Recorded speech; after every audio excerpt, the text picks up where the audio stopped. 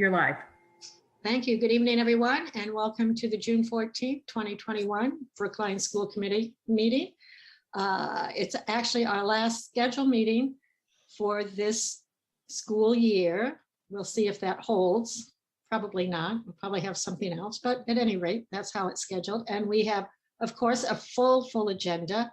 And it's also an evening where we're going to recognize lots of people who helped us get through this very special year. We did not do it alone by any means. And we also going to say goodbye to some of our good friends who will be leaving us, and welcome to those who are staying on board. So the first item is our consent agenda. And do I have a motion to accept the consent agenda? Thank you, David. Do I have a second? Thank you, Stephen. Any comments, questions, thoughts about any of the items on the consent agenda? Seeing none, I just want to point out one or two. We're accepting some gifts and grants. So I do want to just say thank you to individual. I'm not going to name the individuals, but the PTO at Brookline High and many parents at Brookline High who contributed to the senior block party, AKA this year's prom, pandemic prom. And I also want to make sure to recognize the Innovation Fund, which is awarding $346,172 to programs at the high school. So thank you so very much to the Innovation Fund. That's a tremendous amount of money, and we are ever so grateful. So we will take a vote on this, and let's go. Jennifer? Yes. Mariah? Yes. Susan? Yes. Andy? Yes. David? Yes. Stephen? Yes. Helen? Yes. Who am I missing? Dimitri's not here yet. 1, 2, 3, 4, 5, 6, 7, 8, and I vote yes as well. So thank you very much. And now it's my pleasure to introduce Claire Gallion, our student rep. And the good news is she's going to come back next year and be our student rep. So Claire, I'm really excited. You have done a fabulous job this year. You've taken this role to a whole new level with your surveys and your pictures and your videos and all that you've done. So the floor is yours, and thank you so much. Oh, thank you guys for such a wonderful year. I'm so excited for next year. And yeah, so I thought, well, I guess I made a video for this time. I thought it'd be fun to do something like special for my last report of the year. And so I'm gonna screen share it and let me know if you guys can hear it. So this is it. Hope you guys enjoy. Hi there, my name is Claire Gallion and I'm the student representative on school committee.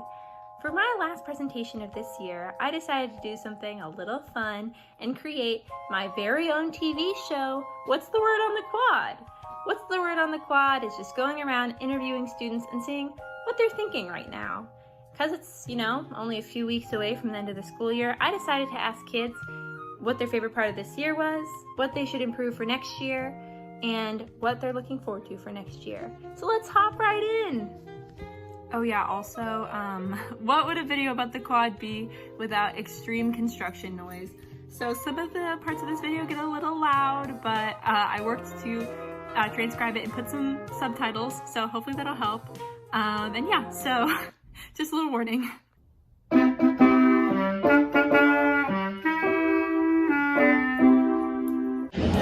Hi there, this is What's the Word on the Quad with your host Claire Gallion, and here I'm going to be interviewing Junior Helena. Hi Helena. Hi.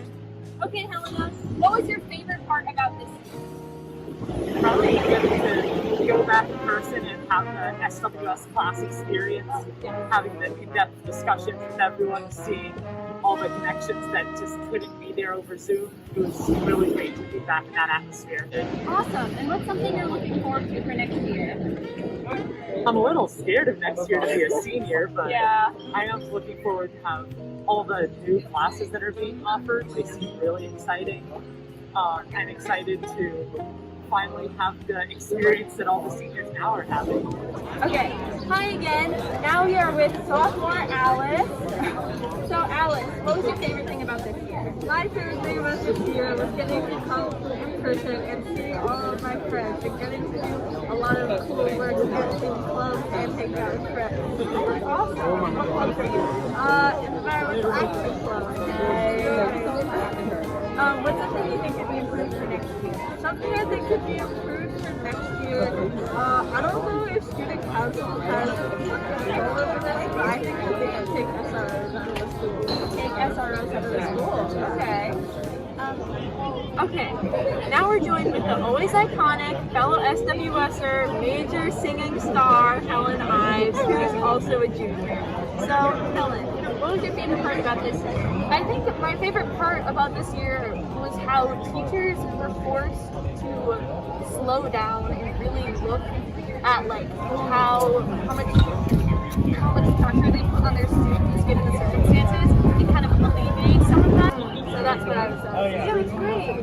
What's something you're looking forward to for next year? Oh goodness! First of all, it's senior year, which is totally crazy. I'm really looking forward to being able to, and it's already starting now, like people flags, and really interested being able for us at least having aspects of community return again, such as our beloved community rooms, which we can hopefully get back to because of the extra space we have, and especially with that room, it's really necessary for us to have a place where we can just be as a community and help each other and be with each other. Okay, now we're joined with senior Julia, fellow SWSer. So Julia, what was your favorite part about this year? My favorite part about this year was actually a majority of my classes. I really liked a lot of the teachers this year were very nice and understanding. And I really like SWS as an entity. This is my first year in it, even though I took advantage of this loving community for years. And I'm just so happy. Yeah. So with all your senior wisdom you have, what's an improvement, even though you won't be at VHS this year, but what's an improvement that you hope to see happen at VHS? I hope VHS actually addresses some of the issues, especially with sexual assault, that they just all the time. I hope VHS also addresses a lot of the issues with racism, and I think especially during COVID, it's really important to acknowledge the fact that all the things that got posted last year were teachers of color or in departments that somewhat underfunded or less cared about, but are very necessary, especially for kids who are struggling and need extra support. Okay, now we have junior Jai. Hi Jai. What was your favorite part about this year? My favorite part was probably coming back and seeing everybody in school in person. And really just trying to having this environment where I can talk to people rather than sitting at home and being so isolated. Yeah, that's great. What's an improvement you think that VHS can make for next year? I think with homework assignments, they, especially for juniors, I feel like this year's load, it's been a lot. There's been a lot of homework. It would be nice if teachers of different subjects, coordinated at least a little bit and try to space things out a little bit more. So not everything's really thrown together, and then nothing's double stacking. There's always those horrible weeks when all your classes have tests at the same Right, time for every some season. reason. But yeah, great. So what's something you're looking forward to for next year? So much. First of all, no more Zoom. That's the first thing. Secondly, senior year is going to. I feel like the vibe is going to be a lot more different than now. I'm looking forward to doing college applications. I applied for the Bhs Ambassadors program. I hope I get it, and I hope it sounds really exciting. I hope you do too. Yeah, and also I'm excited for the music collective. Music collective. Claire is also in the music collective, and we're gonna be seniors next year, so senior pilot.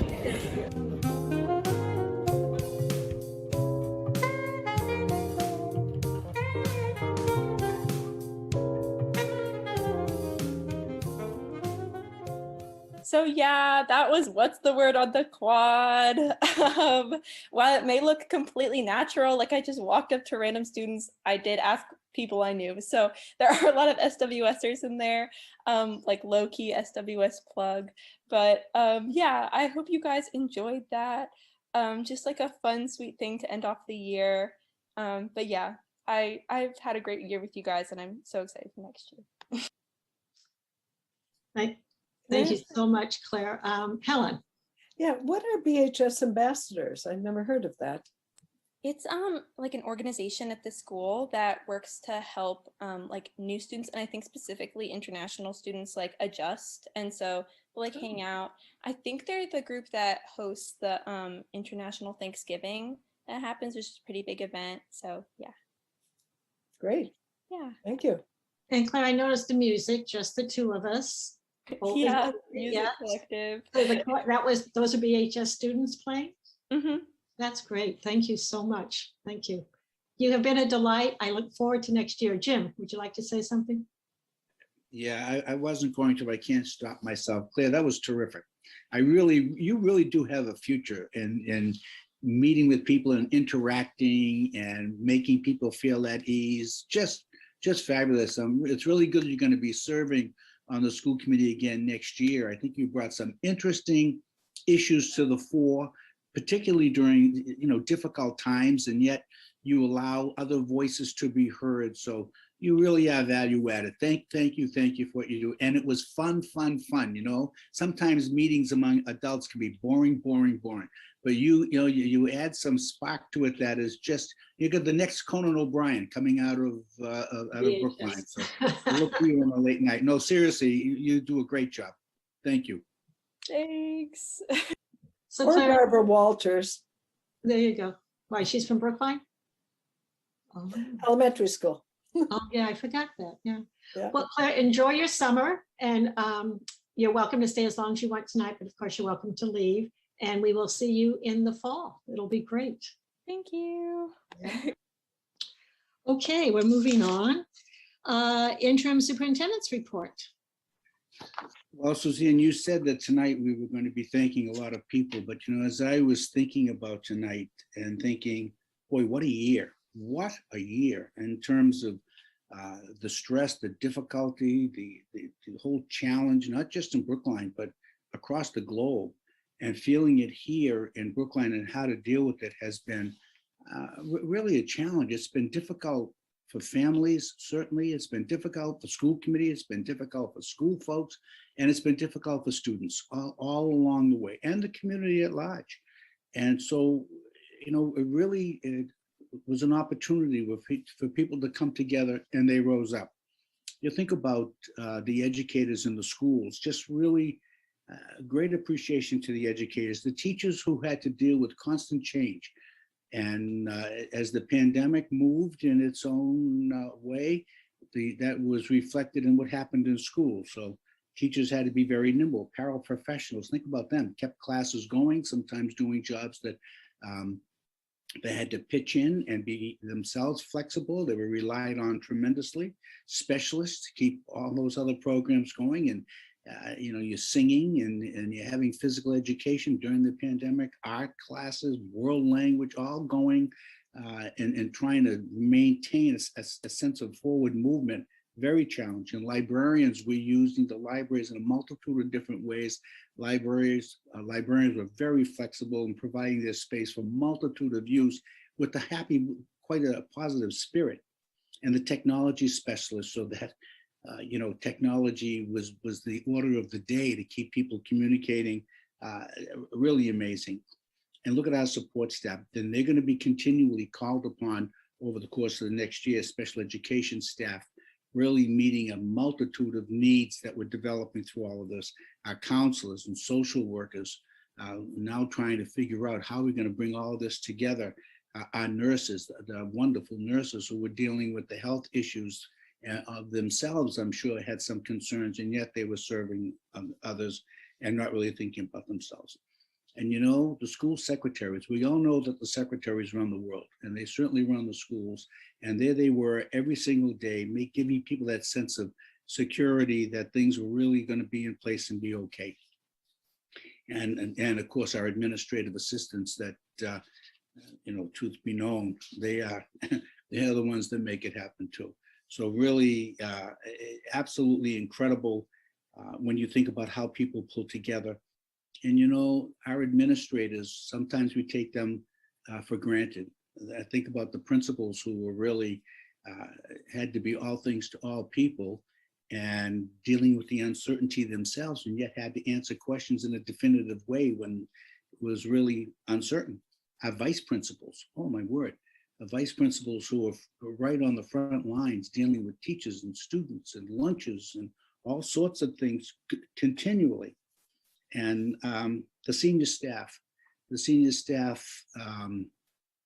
really pulling together as a team and dividing themselves up so they could really stay in contact with schools and stay together and nurture the schools as much as possible and try themselves to keep a steady hand going through.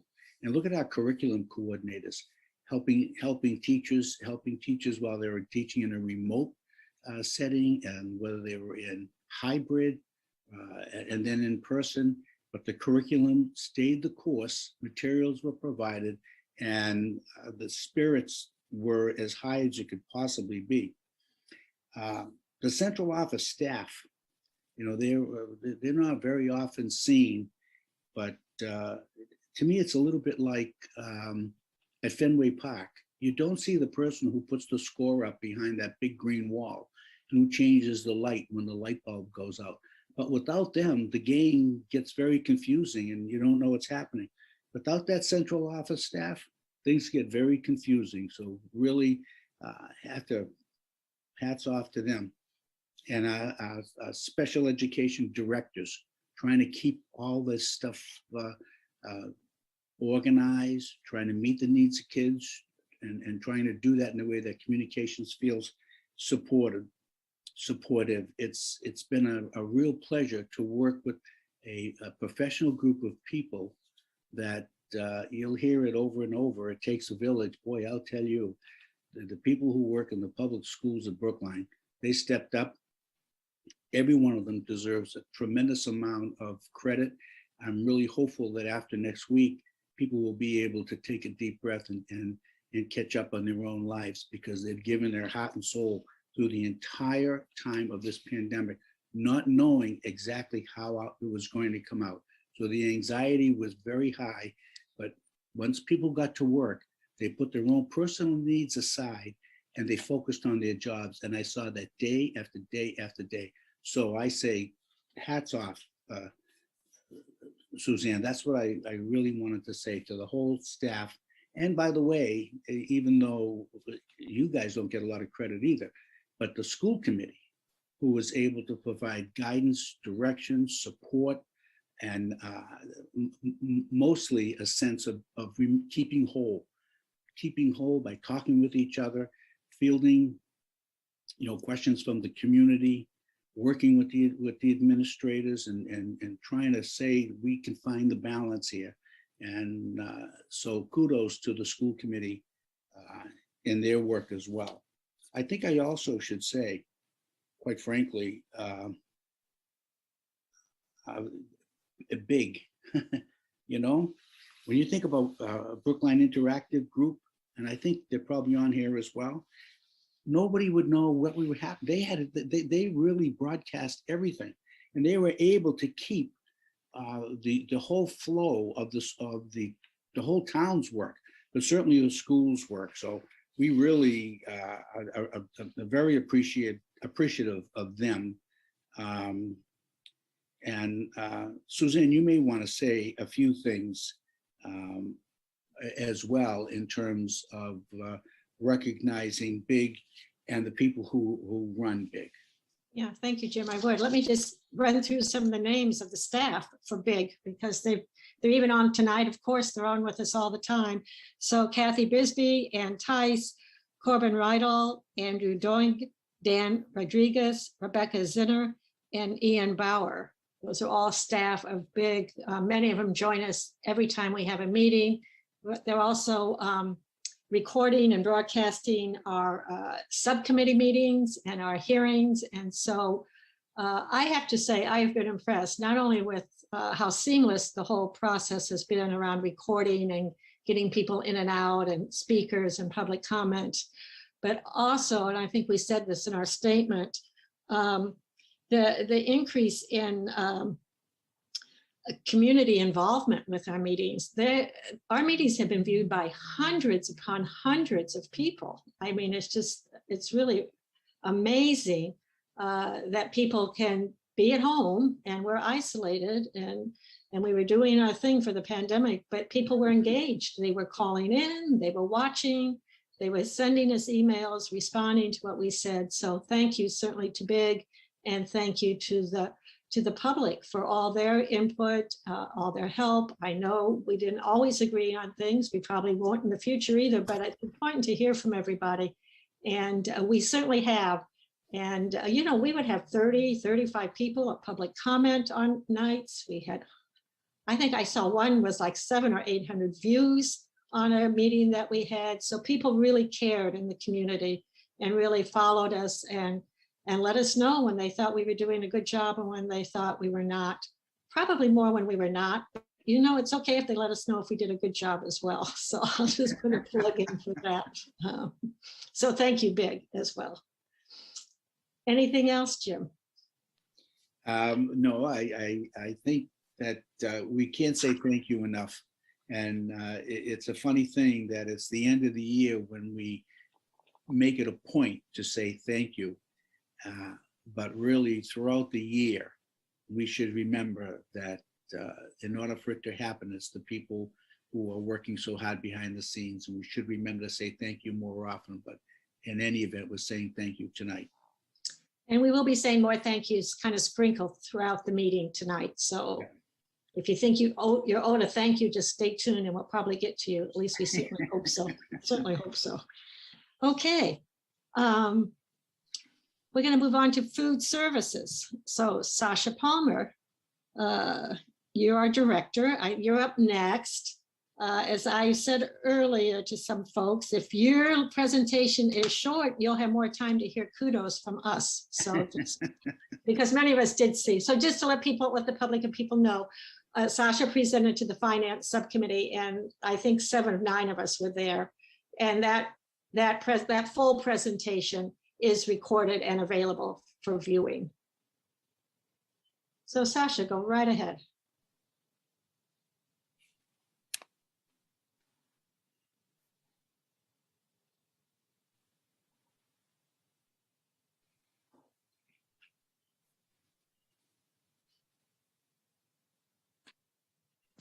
Sasha, you're on mute.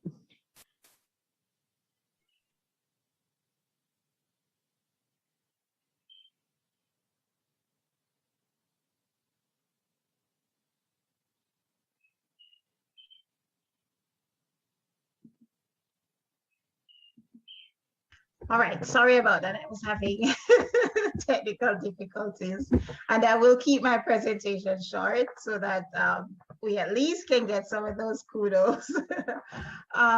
So food services has been tried and tested throughout this year. We have, let me present. We have been operating since the pandemic started nonstop. We started in March and continued through the summer of last year, and we are still going, and we will continue throughout the summer of this year. When we began, USDA offered a number of waivers that allowed our program to operate. We were operating by offering free meals to kids, to all students in the districts 18 and under. And this process or these waivers will continue through the rest of the school year to June 2022. Because of the number of waivers that we have been offering a number of different ways for families to participate. And we have seen steady increase in that participation across the district. We encourage families to continue to participate. We are offering meals throughout the summer. We're not taking a break. We will be operating our summer program. Just to give a brief background of or update on what was happening during the 2021 school year, the 2020 to 21 school year. So we started off with a new software where we offer families the opportunity to pre-order their kids' meals. And we did have some hiccups. It was a fairly new software. We had a number of complaints in the beginning. Those complaints have been steadily decreasing. We continue to ask that, and we appreciate the support that the community and the patience that they showed while we were experiencing these difficulties. With that, families still participated. The department found ways of getting meals to kids and getting the word out that when we were having problems.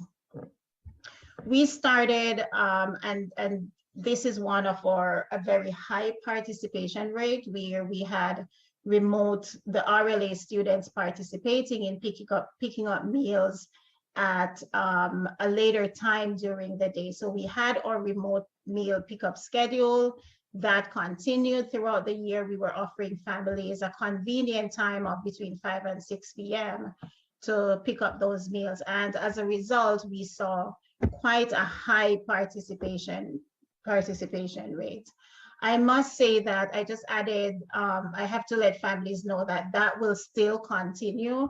However, we will have, because school ends on the 22nd, we are also offering meals on the 25th. The RLA families can pick up meals on the 25th to last them through the remainder of the days before the summer program begins. So families can pick up meals on the 25th to last them through June 6th when the new summer program begins. And that's when we offer meals every single day at various locations. One of the great things about the program this year is that we saw increased participation across the board. We saw participation, especially in breakfast, and it was the area that has the most room for improvement. Breakfast participation has not been high participation in breakfast. This year, we saw more and more families participate, and we hope that this will continue throughout the next school year. We are going to be focusing on the breakfast program and encourage families to participate. We're always happy to include fresh, healthy, local foods in our breakfast program, and that's something that we'll be focusing on next year. Lunch participation also increased, and we're very appreciative to those families who came out, especially in RLA. That red line shows the participation of the students who were in RLA or families who picked up after the end of the school day. Continuing on, we had a fairly rough patch with staffing, and as with a reflection of what's happening out there, where there are a number of open positions. We had a number of management positions that were open for most of the year. Some parts of the year it was intentional because we were operating centralized kitchens because of the reduced number of meals that we were producing.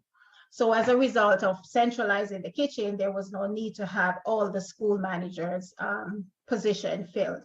As students started to return to the online or the campus or the school buildings, we started filling out those positions. As of today, we have almost all our positions filled and managers are working. A lot of them are coming out of or some of them we got from other school districts, and others we had who were working in corporate restaurants or hotels.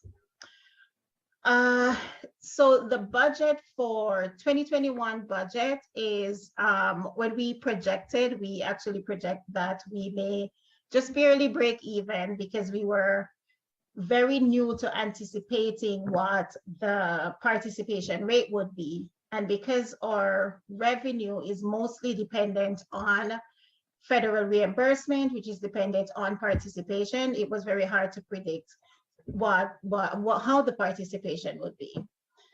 So far, we are looking to end the school year with a surplus. It may be a little more or a little less based on what happens in the next few days. I'm hoping it will be more, but so far we are happy and confident that it will end up in the positive. Some of the reasons for the increase or us not ending up with a deficit is, one, we increase revenue in all areas. Sales, which I didn't anticipate that we would have any sales at all. We did have a little some through catering. And we also had a huge dent in what could have been worse we got a grant from the COVID grant, which gave us a significant amount of money to purchase food. So that helped with the rising cost of food. That helped to cushion the blow a bit. We also have to attribute this to the increased participation, and we couldn't have done anything. We couldn't have generated that amount of revenue without the participation of the community and of the families who really was patient with us and stick with us throughout the difficult times and participated. Another impact was our expense, and this was a bit reduced because we centralized some of the kitchen and we weren't spending that much money on personnel. And another expense, a significant increase in expense because of the shortage of staff. We spent a little more than we had anticipated on overtime hours. And I cannot say this often, how grateful the food service department is for parents, for families who stuck with us. It's one of the things that made most of our food service staff get up every day, the difficult time, and go out and work, is the support that we receive from the entire community. So we want to say thank you. And thank you to our hardworking food service staff. They're so resilient and hardworking, and we really appreciate them for doing that. 2022, planning or looking ahead to 2022, we are starting as early as July. We are continuing to offer all kids and teens a free meal during the summer. And we will be operating from a number of locations, some of those locations that we're finalizing, but some of them are our regular location, the BHA properties, the Pear School Playground, as well as the Baker School Playground, just to give families access from across the entire district.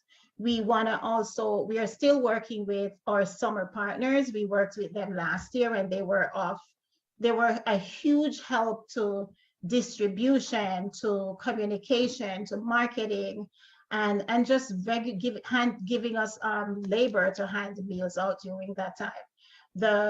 One of our partner offered arts and craft in the park that kids can come out, have a meal, and enjoy some art and craft. So because our program we're new to summer as summer program for an entire district. Usually when we offer summer programs, we're offering it just to students or kids who are enrolled in a closed program or enrolled in a summer program in the district. For this year, and due to the fact that we have those waivers, we are offering free meals like we did towards the end of last year to all families across the district. Whether if you have a kid that's 18 or under, they can come out, participate. There's no question asked. We do want to encourage participation because, as I said, it is directly tied to the district and the department receiving those federal revenues. So to do this and to promote this event, to get families out, and I know a lot of us are locked in our office or somewhere in our house, we want to get people out and moving and enjoying and meeting some of those hardworking food service staff that you have been seeing throughout the year.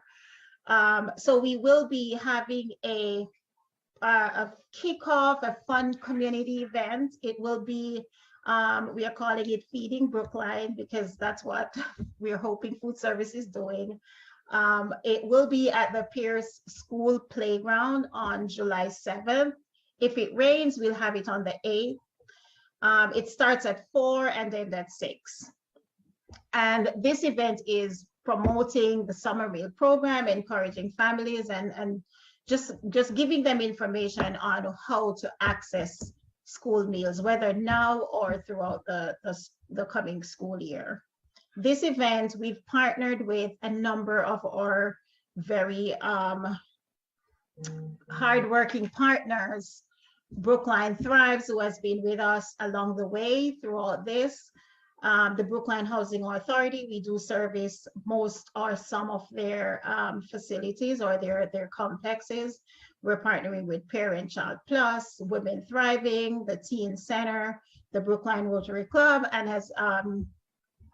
the Mothers Out Front. Looking towards 2022, those we're continuing to strive, and hopefully we can have and participate in these future initiatives that we have always been anticipating that this is where we want to take the department.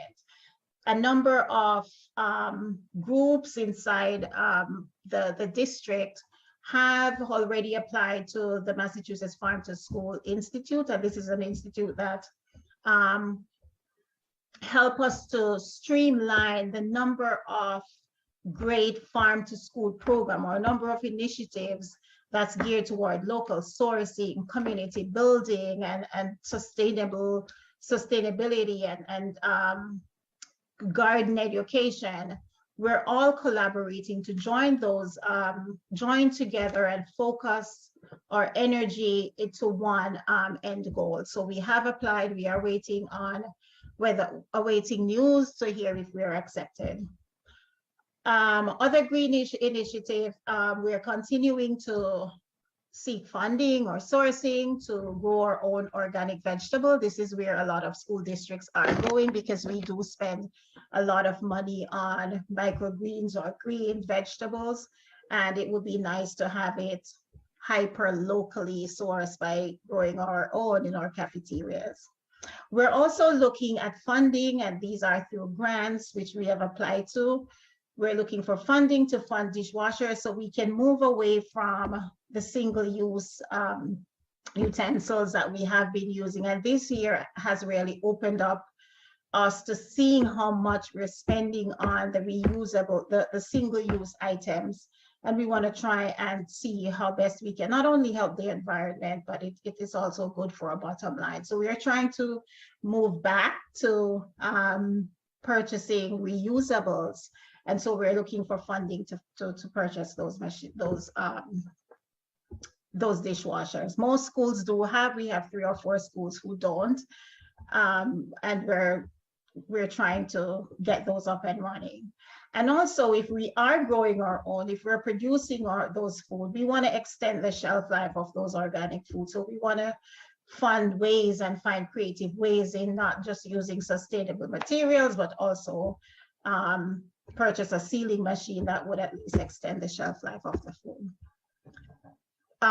For the 2022 budget projection, because we are continuing to receive all meals are free, we're looking to capitalize on that, encourage families to participate.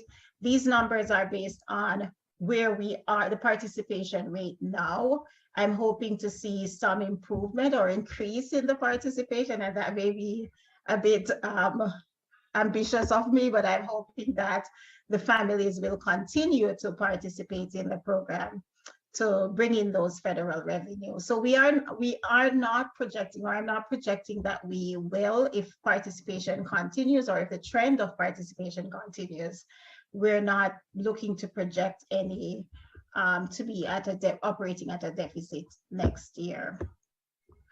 I know I've been going a long time.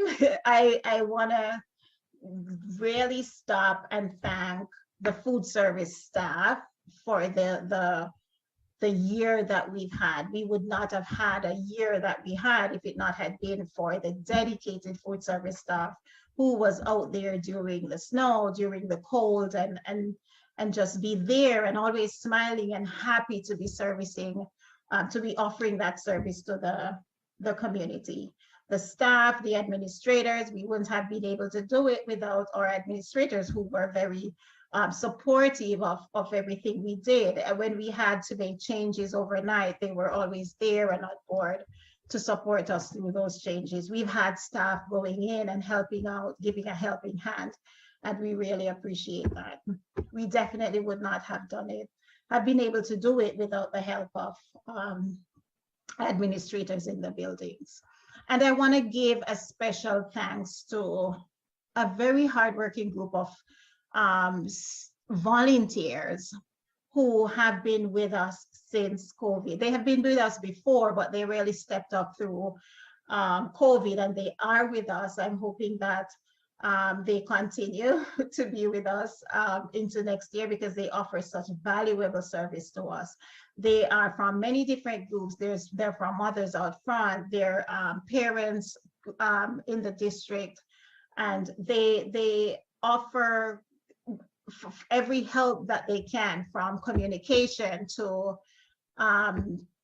just going about and doing work themselves, handing out meals and so on to us. So I want to say thank you to all of them. We do appreciate all the hard work.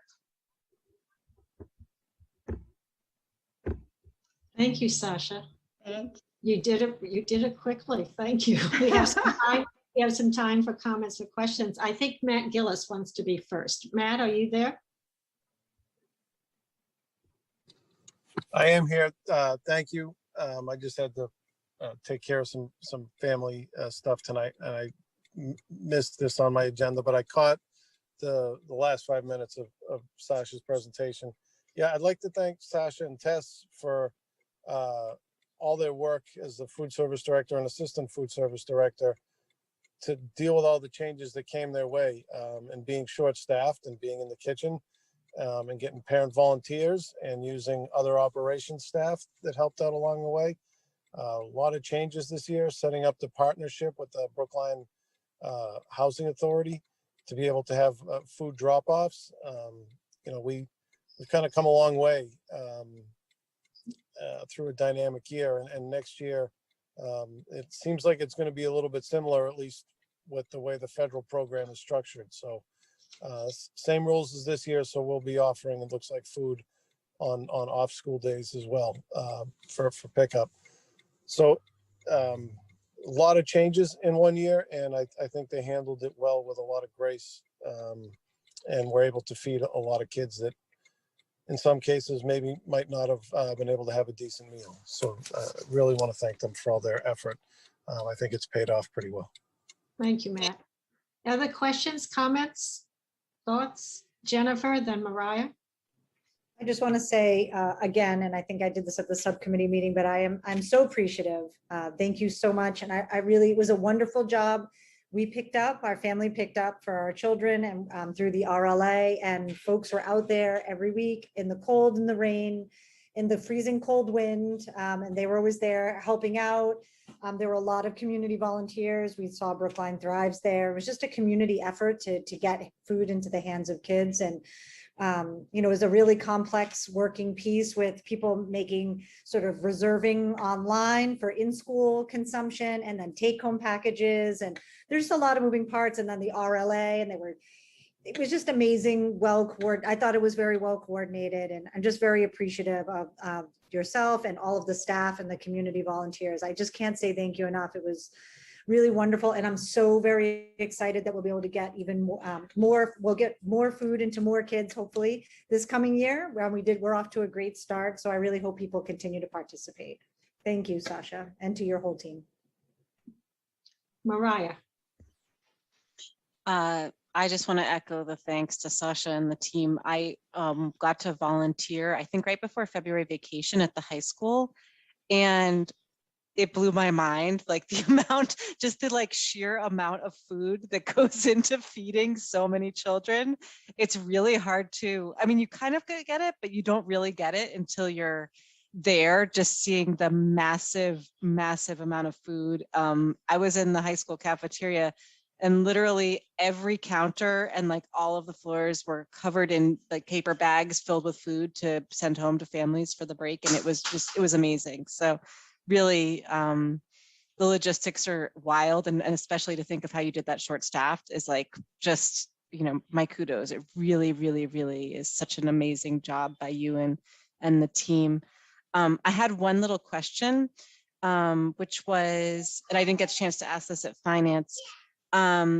My kids participated in a calculus project, and calculus project, the emails have gone out saying that there is no breakfast and lunch. Is that possibly a misunderstanding? Because as I understood what you said, Sasha, all of the programs over the summer are going to have access to food. Is that right? Yes, they all have access to food. We are sending out, where is the calculus program? Is it at the Old Lincoln? I think it's at Old Lincoln. Yep. Both of We them are Old Lincoln. providing meals at Old Lincoln. I'm not sure. There are a number of groups there. I think STEPS is there as well. And we are offering meals to every single program that is in the building and everyone that's outside. Okay, so maybe it's just an opportunity to double check with all the program directors to make sure that, because I, like you say, I think it's just a lot going on and people may have just missed that. But it's great to know that that's also going to be another program that will have that. Thanks. Thanks for everything. Thank you. Anyone else? Oh, okay. I just want to say, Sasha, I remember, was it 2 years ago when we were interviewing you, and I'm pretty proud that we picked you, I think. That's good to hear. There was a year where we spent a lot of hours on food services, and instead you're just flying with it and making it happen. And I just really want to thank you from the bottom of my heart. It has been great to see the amount of food and provisions that we are offering to our families. So thank you so much for that. Thank you for accepting our offer and coming on board. Thank you. I'm happy to be here. I'm enjoying it. Good. That's great. Okay, I think, Sasha, you're welcome to stay as long as you want, but you're also welcome to go and have your evening to yourself. So thank you so much for coming. We're now going to move on to the recognition of remote task force advisory panels. And I think Dr. Marini and Susan Wolf-Dickoff, I think I'm turning it over to you. This is one of those things that's, it's such a treat, really. There aren't very many communities that are able to have panels of true experts in the community step up. They have busy lives too, you know, but step up and give of their time to help. And it's about an altruistic venture, as you can imagine. And we drew on their expertise, used them as thought partners, and benefited greatly from the experience. But I'm going to ask Susan Wolf-Dickoff, who I believe worked with the school committee last year to develop such a support organization, put it in place. So Susan, maybe you could help really bring some well-deserved recognition to this effort. Sure, I'm happy to. Good evening, everyone. This has been an absolutely incredible 18 months, a year like no other, 13, 18, 15 months, depending on where you count. So in the next 20 minutes or so, I thought we could just spend a few minutes reflecting on just a few of the highlights of what the panels did, and thank all of the panel members for the incredible work and the time that they put into making these recommendations a reality. And we'll also have our staff who led kind of were the liaisons to the panels, bring some of their perspectives in to tell us sort of how it went and how it worked from their perspective. So thank you to the many panel members who are joining us here today. We have the co-chairs, I think many of them on video, and I'll get to those introductions in a moment. I'm also mindful that we're 9 minutes ahead of schedule, I think. So I expect people to be trickling in as we go. So let me first start with a little bit of context. So the first is that on March 12th of 2020, which was a Thursday night, I think some of you may remember it very, very well. Late that night, the superintendent, with the advice and potentially urging of the school committee, declared that school would be closing effective immediately. So we didn't even go back Friday.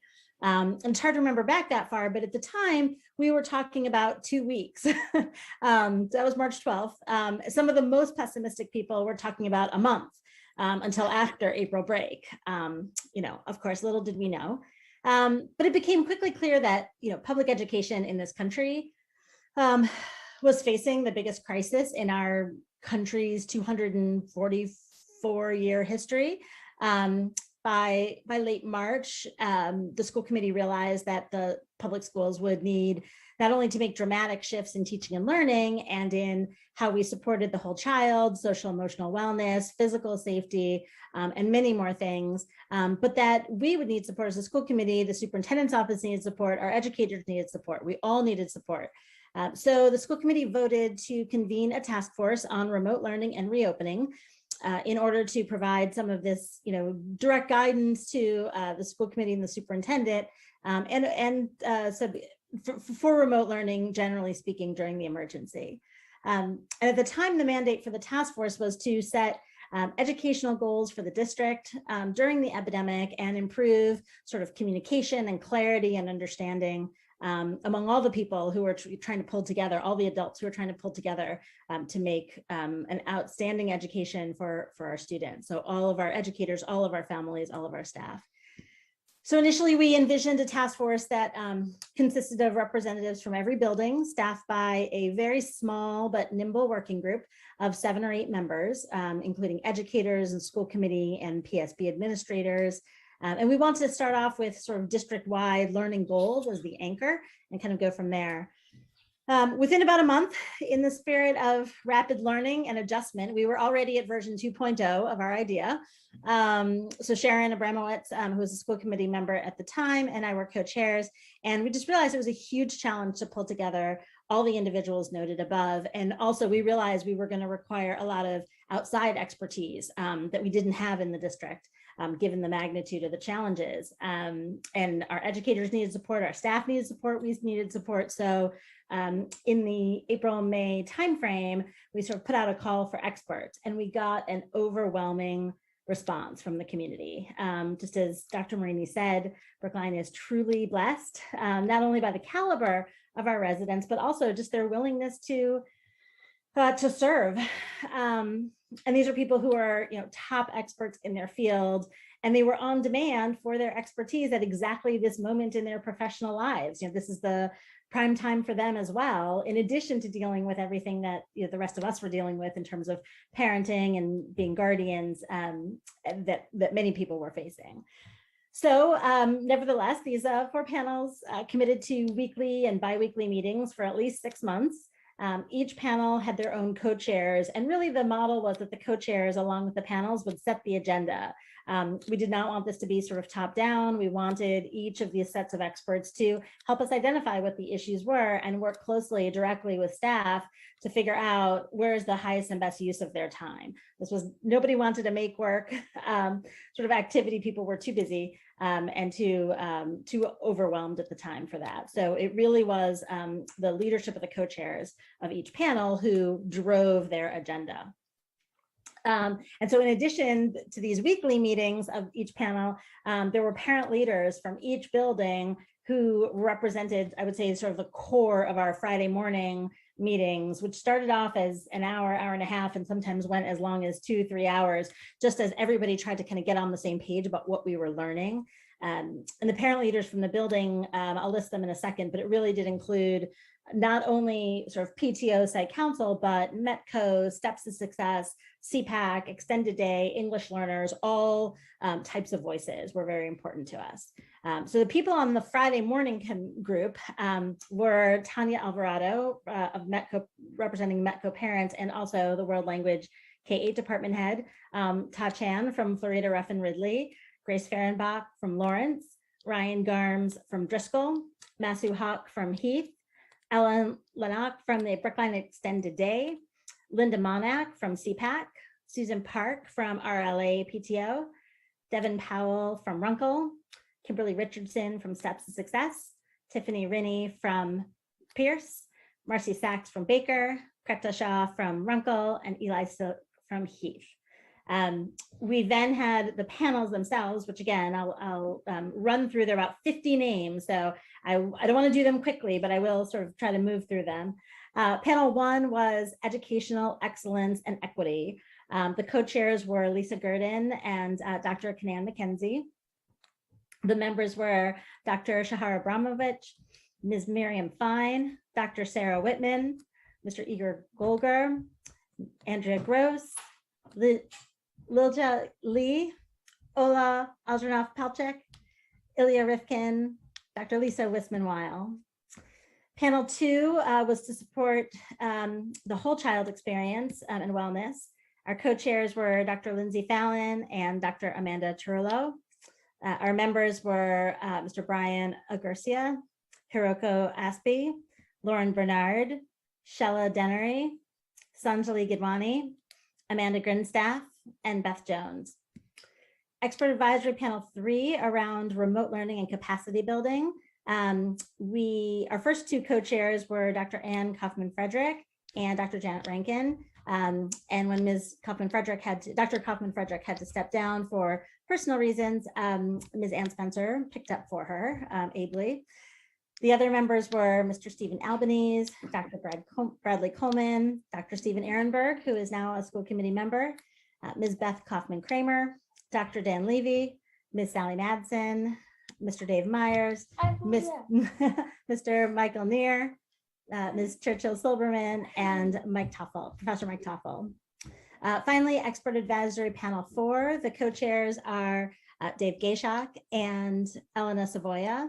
Our members included Lon Denny, Dr. Ben Linus, Dr. Nero Pollock, Boris Perlovsky, Dr. Serena Rajaban, Dr. Vishaka Sabarwal, Dr. Ben Summers, Dr. Lakshman Swamy, and Dr. Jenny Tam, and Sarita Chung, as well as all of our partners on the Advisory Committee in Public Health here in Brookline. When Sharon stepped down, Mariah and Andy were also partners in crime. So we have many, many points of contact within the school committee for these panels. So thank you to everyone. I expect folks might want to say a few words afterwards. This next bit is dangerous just because I can't name everyone, but I really do want to give folks a sense of the caliber of the people who were advising us on these panels, just because the names sometimes don't really convey it. So I will embarrass a few people, but just know that I could have picked any of the 50-some names. So panel 1 co-chair, Dr. Kanan McKenzie, is the director for the Aspire Institute at BU, formerly Wheelock College. Aspire supports the pre-K through 12 educational sector with professional development in a social justice framework. Kanan immigrated to the US at the age of 7 and has degrees from Cornell, UVA, and Teachers College, and she has been appointed to the Racial Imbalance Advisory Committee of Massachusetts. As you may be able to guess, personally, I was very devastated when Kanan's family moved out of Brookline. However, she was such a star that she went on to become appointed as a school committee member in her new home, which is the city of Beverly. It's 7 o'clock. Oh, my computer's telling me it's 7 o'clock. I need to hurry up. Okay, panel 2, co-chair Dr. Amanda Turlo is the director of the Brain and Early Experiences Laboratory at BU. She's an associate professor. She studies the effects of how early life stress influences developing young brains, both normative and atypical neural and behavioral development. She directs the doctoral program in developmental science and was a fantastic co-chair for our whole child social emotional learning, wellness, and resilience panel. I don't only want to focus on the co-chairs, all of the members were outstanding. So as an example from panel 3, Dr. Dan Levy is the faculty director of the Harvard Kennedy School flagship online learning initiative. He also co-founded Teachly, which is a web application that aims to support faculty in teaching more effectively and inclusively. He also literally wrote the book on teaching effectively with Zoom, which obviously went viral last year as that became the #1 topic for educators around the country and around the world. So fantastic contributor to our remote learning pedagogy panel. Panel 4, could have picked any of them, but I'll start with 2 candidates for Brookline Resident of the Year, Dr. Nero Pollock and Dr. Jenny Tam. Dr. Pollock is the lead researcher on the most important studies of COVID testing and efficacy. Her work was featured in the New York Times multiple times during our project. And it was always sort of a quiet Friday if somebody on panel 4 wasn't featured on CNN or the New York Times or something. Every week it was something. But Dr. Pollock's research focuses on the development and evaluation of novel diagnostics for infectious diseases, proof of principle, laboratory demonstration to field implementation, and we could not have had a better advisor as we tried to stand up our own testing program. And her partner in crime, Dr. Jenny Tam, as at the WIS Institute. I have to say that I did not understand most of the words in Jenny Tam's bio, so I'm not going to try to pronounce them. All I will say is that you should Google her, but she studies how pathogens interact with the human immune system, and a lot of other words I don't understand. So I'll just leave that there. She also holds an appointment as an instructor in genetics at Harvard Medical School. Both Nero and Jenny were absolute linchpins in not only our own efforts, but also multi-district efforts and a multi-district collaborative that advocated not only for Brookline and some of the wealthier districts, but also some of the districts that did not have as many resources. And they were highly committed to scalable solutions that worked for districts of all income levels. So I could do this for everyone. I won't because we're already after 7 o'clock. I've already left out one of President Biden's top appointees in his administration who directs health policy for our entire country. He's a Deputy Assistant Secretary for Planning and Evaluation, Dr. Ben Summers, who we actually lost halfway through the panel process when he got appointed in Washington. So now that you have a sense of who they are, I thought I would be just remiss without outlining a few of the highlights of each of their panels and then turn it over to each of the staff liaisons and how it went from their perspective. We also spent at least 2 hours, maybe a little more, at curriculum meetings a few months ago. So Jennifer Monopoly, who's the curriculum chair, might want to share any thoughts there as to the depth of the work that came out. There are hundreds and hundreds of pages of documents and just real reading and learning for all of us. So let me start with Expert Advisory Panel 1. I'll say a few things, then I'll turn it over to Meg Massini, who's our RLA principal. Panel 1 had 4 focus areas. The first was around universal design and learning, effectively promoting learning across a wide range of students. So this is educational excellence with equity. The second one was around differentiating remote learning to maximize engagement for students who need interventions, documented interventions. The third was around all students need consistent information and instructions and scheduling and clarity about how to access and participate effectively in the hybrid learning environment, especially for students who need more assistance accessing the information, what supports their caregivers need as well. And finally, building relationships with all families and caregivers and really giving a sense of continued support all the way through the process and identifying issues as early as possible.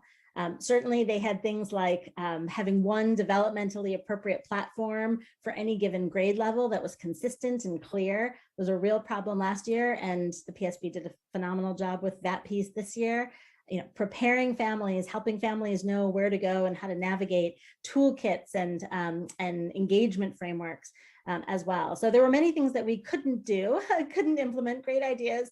But Meg, maybe you can give us a sense of how this worked, just from your perspective, one slice, kind of RLA perspective, and how some of these things played out. Sure, I'm glad to. Thanks, Susan. Well, we had a wonderful and very talented committee that had amazing recommendations. And I just wanted to offer a few, as you said, a few thoughts based on my experience in RLA. So recommendation 2, provide structures and support to increase the chances that all students can access remote learning. As you mentioned, RLA and the other 8 K-8 schools use Seesaw, Google Classroom, and Canvas as our learning management platforms. And staff members across the district received regular opportunities and participated in professional development to learn how to seamlessly incorporate these learning management systems into their classrooms. We also at RLA used a variety of other sorts of software and programs to supplement Seesaw, Google Classroom, and Canvas to allow for greater engagement in classes. And some examples are Pear Deck and Flipgrid. These were used in Padlet throughout the year and with students and up until the very end, which has been really great. Recommendation number 3, focusing on key elements that have been shown to be the most effective across the widest range of subjects and students. This was where our essential curriculum work really came into play. For the past 3 years, the Office of Teaching and Learning has led the curriculum coordinators to define and refine the PSB essential curriculum. And this work is proven invaluable. So for the past year, the Office of Teaching and Learning has provided just a discrete list of essential learning standards in each grade band, K-8, which really guided the work at the K-8 schools. And this was very important, especially during this year. So Michelle Herman really worked hard to make sure that across the system, we knew these were the essential standards during the pandemic we were focusing on, and it really made a huge difference in helping us as principals, I think, to focus on, curriculum in schools and the standards in schools. In RLA, the key elements that we focused on, which I believe is focused on in all of our Brookline schools. Good instruction is focused on relationships and engagement with students, classroom organization and structure, agenda, warm-ups, summarizers, assessments. We at RLA had a really great year around problem-based and project-based instruction and learning. An example of this was an 8th grade class developed by Jacqueline Hallow and Kathy Conti called Towards a More Perfect Union. These teachers really worked hard to develop this course out of issues that students brought to them. And they collaborated, their social studies teacher and an ELA teacher, to develop a humanities course that was very rich and actually engaged students from the high school to come and mentor the 8th grade students. And when our 8th graders go over to the high school, they're all set up with, the whole class is with these wonderful relationships. Recommendation 4, leveraging possibilities of synchronous and asynchronous modes to the maximum benefit and using various tools and practices to accomplish recommendation 3 aims. So we really provided, and I'll speak at RLA, synchronous and asynchronous opportunities for kids to learn. So synchronously, we provided a lot of community building and socialization opportunities. This year, RLA had classroom grade level and grade band theme meetings. We had students participating again through Flipgrid, answering important questions around themes of the meeting. And our community meetings really focused socially, emotionally around the circle of wonderful that Dr. Chris Moynihan implemented beautifully. So every themed meeting, we would feature our students reflecting on a question of kindness or what they care about their peers or something like that. And then asynchronous work, we embedding pause points and questions in short videos that deliver content or instruction. At RLA, our teachers really became masterful at this, using a variety of tools to help students to access and to learn asynchronously through the use of pre-recording lessons and activities. This also provided kids with an essential break from the intensity of class online and allowed them to do learning more at their own pace. Recommendation 5, incredibly important, and this will be the last recommendation I focus on, minimizing stress and anxiety during transitions. At RLA, this has been a real focus this year as we want our students to feel a part of their home schools while they are apart from their home schools. So RLA used recommendations in PowerPoints from panel 1 to prepare parents and caregivers for remote learning this year. And it was extremely helpful for parents and caregivers to see and read about the suggestions to set up a space to learn, for example. RLA classrooms had predictable structures that reduced student anxiety, morning meeting, class meetings, clubs, activities, structure to the lessons that teachers presented, so students really knew what to expect. And throughout the year, RLA had a transition committee made up of parents, PTO members, Maria Litaz, who's our director of counseling and clinical services, the RLA principals, myself and Chris Moynihan, who met on a regular basis to put into place transitional activities. One of these is guidance counselors from homeschools meeting with RLA grade level students at the end of this year to prepare them to go back to homeschools and to listen to what their concerns are. And we have kindergartners, first, second, third, all the way through 7th grade who all have concerns about next year. And they were very articulate with their guidance counselors. Our 8th grade transition meeting with the guidance RLA principals and parent caregivers to review the timeline for 8th grade transition and answering questions is another example of how we use these recommendations. So I thought that they proved really helpful and extremely useful. And again, I just want to thank this committee. It was wonderful to work with them. Good. Thank you so much, Meg. Meg is one of 9 K-8 principals. I won't bring the other 8 to do the same thing, but please know that all of our principals could have come and really sort of share their testimony for how useful the recommendations were. So thank you to panel 1, and both Kanan McKenzie and Lisa Gurdon I see are here. So maybe at the very end, it would be great to, if the panel chairs want to say anything, that would be great. Panel 2, expert advisory panel 2 was support to address the whole child experience. Let me just name a couple of takeaways and next steps that they focused on. I mean, certainly their main focus was classroom-based SEL, social emotional learning, emotional regulation, relationships, processing senses of loss as children were kind of going through this process, and making sure that we were, as a district, understanding through universal screening, as well as targeted individual interventions, where the most important pieces were to lean into. Certainly they had recommendations around the out of school time and physical wellness, and sort of what that hybrid experience could look like. I think everybody wishes we could have done more on that, but they had very, very good thoughts about also just sort of making the guidance staff stronger, hiring additional guidance staff, implementing much more clarity around identifying mental health problems and communication structures with parents around child well-being. They did a phenomenal job putting together a whole series of webinars. They came up with startup resources for parents. They got an early look at some of the survey results with Maria Litaz, as Meg mentioned earlier, as our Director of Guidance and Clinical Services. So we got some early looks at the data. And really, if nothing else, they just had this laser focus on just the pressing need for mental health resources and really the emergency facing our students this year. So being able to have that conversation elevated and pushed all the way through different aspects was incredibly important.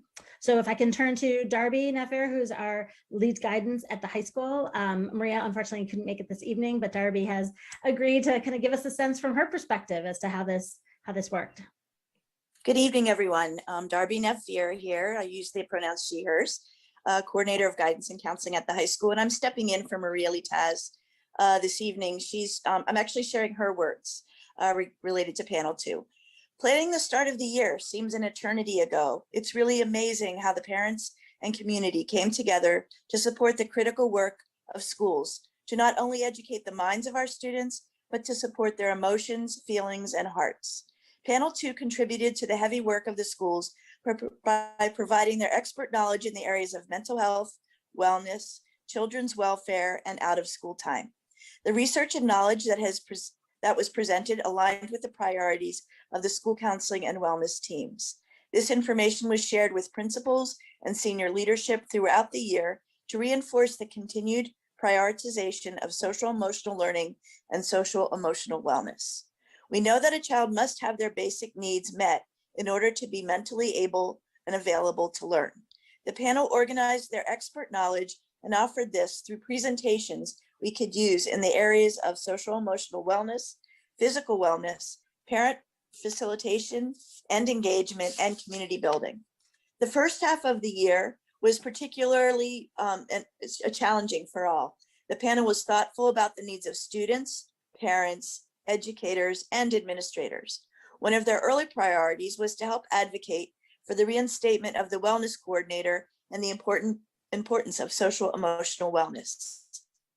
At the time, it was the only department without a designated coordinator. With their recommendations, schools focused heavily on relationships and SEL skill building in the virtual classrooms. This critical work continued to hold priority at each change in the school year as we shifted from remote to hybrid to in-person and for the students at RLA. As we move forward, the district is continuing to look at how we can infuse SEL throughout the curriculum, as well as dedicating specific time and opportunities to prioritize community building. For students, the panel provided recommendations on maximizing outdoor space, creative ways to increase physical wellness, and incorporating movement throughout the day, prioritizing service learning, and increasing strategies to help students with organization.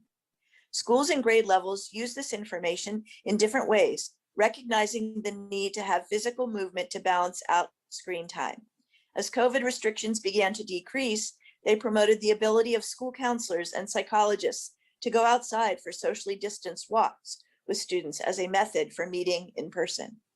Recognizing administrators had so much on their plates, the panel organized to create weekly wellness tips to help parents that were sent out in PTO newsletters, principal communications, and posted on Facebook and on the BHS weekly guidance update.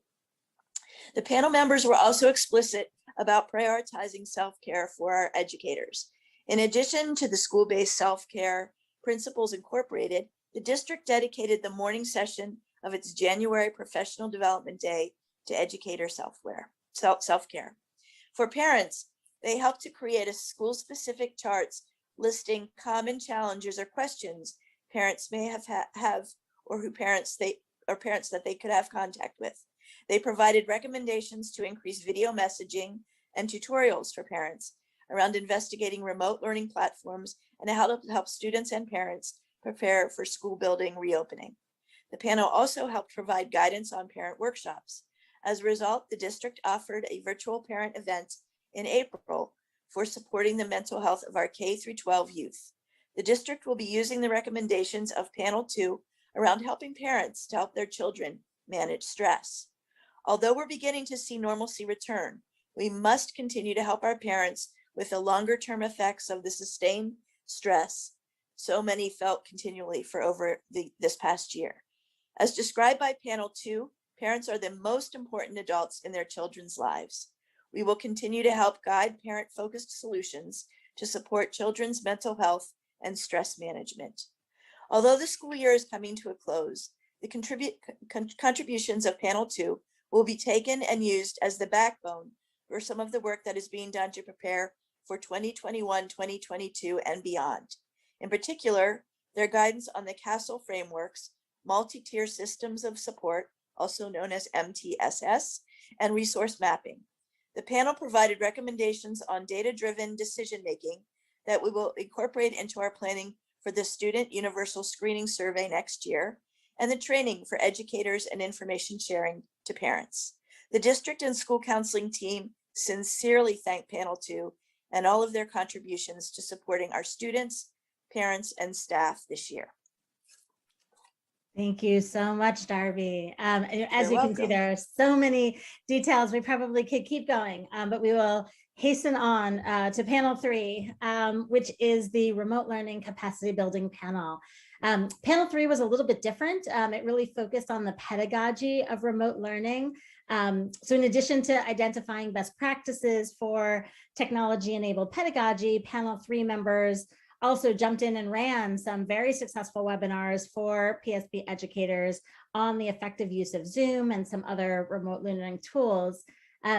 I mean, on this one, coming into the pandemic, Brookline was in a very different place on education technology, I think, than we are now. Brookline was never necessarily known as an ed tech district, and we were never really a district with a lot of sort of enforced consistency across our classrooms. Teachers had tremendous autonomy, especially relative to some of our peer districts, which became very clear to educators and families throughout the pandemic. And so this panel really leaned in to try to think about kind of how to start with where we were and go forward, which was enormously important. So let me just sort of mention a few of their recommendations briefly, and then I'll turn it over to Michelle Herman, who worked with them really closely along with Scott Moore. One of their main recommendations was optimizing both synchronous and asynchronous teaching based on kind of a core set of things that all children needed to know. And this dovetailed really nicely with the Essential Curriculum project that the schools have been working on. The second is to define educator competencies in remote learning. And this was sort of had two pieces. One is around the competencies for educators, and the other is what are the habits of learning and the portrait of a graduate, if you will, that our students will pick up over the course of their lifetime with us. And so I think we probably did a little bit more strong work on the portrait of the graduate and the student focus. And there's still work to do on the educator competencies piece. They also had a lot of recommendations around providing technology tools and resources and a real professional learning community for staff. Worked very hard with Scott Moore, who's our Director of Education Technology, and Spencer, the co-chair, jumped in and started building websites and everything, and really just and a lot of support for what does a professional community look like around remote learning, particularly in education technology. And obviously the school committee added a lot of time to the contract for collaboration, and hopefully that was helpful. We heard that was pretty important as well, to be able to teach both in hybrid and remote environments. There were some other recommendations around monitoring the impact of these practices and continuing to leverage the expertise within our community. But let me turn it over to Michelle to give a sense of some of these things and the conversations that she was in with Scott, and how these things are informing our thinking. Thank you. And it's good to see some of you that I haven't seen in a couple of months. So the piece about panel three was that the pandemic created a reality that forced us as staff and students to use new techniques and tools to engage in effective learning. The members of panel 3 set out to support the district in implementing tools and pedagogical strategies to maintain strong instruction during an unprecedented time. The team met regularly with district leaders to determine how to support the work going on in the district. The ironic thing about panel 3 was that they had to support us through multiple transitions. So they supported us when we were all remote, so that all of instruction was remote, and what were the appropriate tools and technologies to be using for that, as we moved into a hybrid stage, so that we were meeting the needs of students both in the classroom and who were at home. And then as we transitioned all the way back to students in person. They provided guidance on professional development, recommendations for continuing to use what we learned about instruction in a remote world as students return to in-person learning. Many of the members of the team were also engaging in remote and hybrid experiences through their own institutions, which provided opportunities to share experiences about what was and was not working. In addition, the members facilitated professional development sessions that Susan mentioned, and they were well attended by teachers, and we had the honor of having Dan Levy present a large Zoom session for our teachers. Panel 3's biggest contribution, though, which I think is so important to the work, is they're being championed for leveraging how we can continue to support the use of these new and effective practices as we move forward. In addition, they really pushed us, and I think this is one of the things that came out in the recommendations, to consider how to be planful for the future. Should we need to pivot into all remote again, or just even hybrid? And I think the time that panel 3 members designated to the district was so appreciated. And as Susan said, one of the big things that we also were able to do was spend a lot of time reorganizing the professional materials for teachers that we keep online in the portal so that they were easily able to get at these tools and adapted materials for both remote and hybrid instruction. So we really appreciate the time that you spent with us, and thank you. Great, thank you so much, Michelle. Moving on to panel 4, the idea of trying to summarize what panel 4 did in 2.5 minutes is almost laughable. And it's so complex, but I tried to think about it in terms of headlines. You know, the first piece of this, especially around the summer, was around getting some of the big pieces in place: ventilation, PPE, distancing, just the big recommendations. Fall was really about doing those things. And then if winter, we sort of moved more into testing to look at the asymptomatic aspect to see if we can make sure that all those measures were doing what we wanted them to do. And just as we were kind of hitting our stride on testing, we moved directly into vaccines, standing up 6 vaccine clinics this spring. And by we, I mean Trisha and her team of incredible nurses and staff. So I will not even try to summarize, but let me just say that panel 4 was swimming in charts and graphs. So if you ever need a chart or graph for any reason, just take it out of the panel 4 presentation and put it in your own presentation. It will look very, very impressive. So I'll pull out a couple numbers. One is that apparently, and I didn't know this, we have something like 1 million square feet of school building space that we were working with at Mac Ellis, and Charlie Simmons and everyone tries to keep in good shape for us, that we needed to work on ventilation for. We had something like, and these are Dave Gayshawk's numbers, 175,000 staff member days in buildings, and we had more than 500,000 student days in buildings.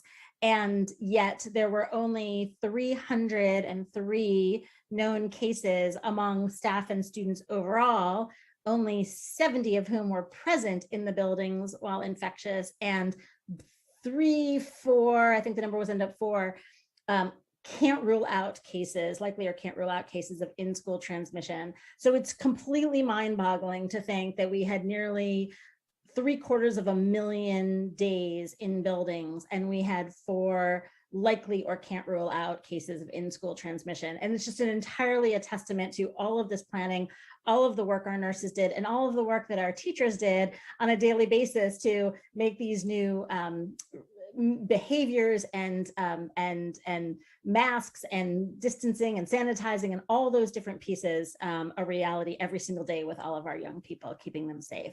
I'm not going to go through all of the testing statistics, only to say that we had some 25,000 tests overall, if that number is right. And we had something like, I'm not going to give a number on the vaccines because I don't know the final number, but our 6 clinics, we delivered many vaccines. And I think there's just again, incredible testament to our educators and to the nurses who made that a priority for everyone and our families to really change their patterns and make sure that happened. So let me turn it over to Trisha, who's our head of health services, to give us a flavor from her perspective. And then after Trisha, we'll just open it up to if any of the co-chairs want to say anything, that would be great, or any school committee members, Dr. Marini, obviously. So thank you, Trisha. Thank you. So panel 4, expert advisory panel 4, is composed of an amazing group of Brookline parents with expertise in public health, infectious disease, occupational health, public health policy, emergency medicine, diagnostics and operations, scientific research, critical care, healthcare law, and other aspects of healthcare. Wow. These leaders in their respective fields have generously given of their time and expertise for the past year, helping Brookline make decisions on reopening our schools and keeping them open. Weekly Friday afternoon meetings were rich in discussion and thorough in exploring solutions. If you had to be somewhere on a Friday afternoon, this was a good place to be. Topics included the sharing and discussion of peer-reviewed COVID-19 literature and studies, such as those regarding risk of school-based transmission of COVID-19, analysis and discussion of DESE reopening guidance and continuing evaluation of updates, consultation with Dr. Joe Allen, sharing expertise and recommendations on improved ventilation in schools, recommended use of community benchmarks to inform health and safety guidelines, weekly review of community incidents benchmarks, in-depth discussion of diagnostic testing options for symptomatic individuals, further discussion and evaluation of pooled testing options for asymptomatic staff and students, review and discussion of PSB cases, close contacts, and quarantine experience, evaluation of Massachusetts DPH and DESE guidelines regarding in-school close contact definition and quarantine, review and recommendations on distancing, cleaning, cohorting, PPE, collaboration with PTO to obtain high-quality masks for staff, discussion of equity and anxiety and hesitancy issues around return to full in-person instruction. This incomplete list sheds some light on the breadth of topics discussed and recommendations made by Panel 4. It does not, however, come close to indicating the countless hours spent in pursuit of our common goal of a safe school experience for our students and staff. Early and frequent discussions of various testing options for Brookline with strong advocacy with both the town and school administrators helped Brookline choose testing options, starting with symptomatic testing for Brookline residents, and then asymptomatic testing for staff and students. This advocacy working team met frequently with school committee members, school nurses, others to troubleshoot, fine-tune, discuss, evaluate, and analyze. Others on Panel 4 analyzed the weekly COVID-19 case data and created detailed weekly graphs. Panel 4 members toured schools, measured spaces, and assisted in evaluating air quality, assessed space issues, and assessed space issues and answered specific questions for specific spaces and disciplines and educators and principals. They held question and answer Zoom meetings with staff and parents at individual schools. As you might imagine, these experts in their medical fields were extraordinarily busy in their own careers during this pandemic. That they willingly gave so much time, energy, thoughtful consideration, and guidance to our schools is remarkable. In a time of a pandemic when fear, anxiety, and uncertainty were prominent and things were changing rapidly, a group of true experts came together to meet, discuss, review, and advise in a collaborative, respectful process. You, Panel 4, were a true gift to the public schools of Brookline. I have said this many times, Panel 4 represents the very best of what Brookline can be. On behalf of the public schools of Brookline, I offer you our deep and sincere gratitude for your dedication and tireless work. Thank you so much, Tricia. And Tricia, you and Nat Gillis are the unsung heroes of this entire year for so many reasons. So hopefully we will have many opportunities to thank you two as well for just the incredible leadership that you provided to all of us. All right, let me turn it back to Suzanne. I've already gone on too long. We could have gone on twice as long, but we didn't. So you're welcome. We do have some of our co-chairs here, Kanan, Lisa, Janet, Ann, Dave, maybe a couple others. And again, I just want to particularly shout out and thank my partners in crime, Andy and Mariah. I made it to about 95% of the meetings. I didn't make it to all of them, but both Mariah and Andy did an amazing job being liaisons with their work and helping their panels along. So let me give it back to you, Suzanne. Thank you so much, Susan, and thank you so much to all of our panelists for sure. There's the old saying, if you want something done, you give it to a busy person. And I think that's absolutely true for all of our panelists. They were extremely busy in their own profession, and yet they gave so much of their time. Thank you so, so much. And I see Mariah, just a second, Mariah, and I just want to be sure to say thank you to Susan. Susan and Sharon had this idea at the beginning, and they made it work, and they put in a lot of time and thought into that. Including looking at all the applications for the panel members. So thank you so much for that, Susan. and to Sharon. I'm sure she's not watching, but we could get the word to her. And thank you to Mariah and Andy for stepping in where we needed some support and help. So thank you so much. We are a little bit over time. Mariah, I'll let you say something. We'll try not to let, and Helen wants to say, lots of people are going to say something. So we'll give it 10 minutes and then I'm going to call it because we have other panelists and members who are waiting for their turn. And so we want to keep as close to our schedule as we can. So Mariah and then Helen. Thanks. I just wanted to echo the thanks to Susan in particular for from beginning to end being as you said, I think 95% might be an underestimate of the number of meetings you attended, like 99.9% of them. And what you just said, Suzanne, about if you want to have something done, give it to a busy person. Susan already had so much on her plate when she took this on. So what a tremendous gift to the district for you to have shepherded this whole thing through. And not just what happened with the panels, but the side conversations around testing and everything else. And I also wanted to thank in particular the staff members who were the liaisons to the panels because of how tremendous they were, incredibly overburdened already with their time, but really amplifying those messages and serving as as I said, the liaison back to the educator community and the administrator community was so valuable. To make all of these things work. And I'm just really grateful. So thank you all. Helen, thank you, Mariah. I echo your words, Mariah, so I won't repeat them, and about Susan, obviously. But I'd also like to, to thank panel 4 for informing and the work that Charlie Simmons and Matt Gillis did to open up our schools. I think, without that information and the ability to work, and Joe Allen's volunteering to come into the schools and help out an extremely busy person throughout the year. I think without those pieces, we would not have felt the confidence of opening up the schools.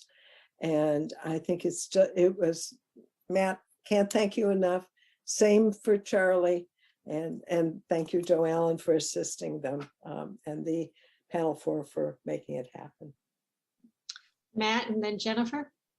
Yeah, panel 4 in a word was invaluable for us to reopen. No other way to really describe having some world-class folks in their field help you out.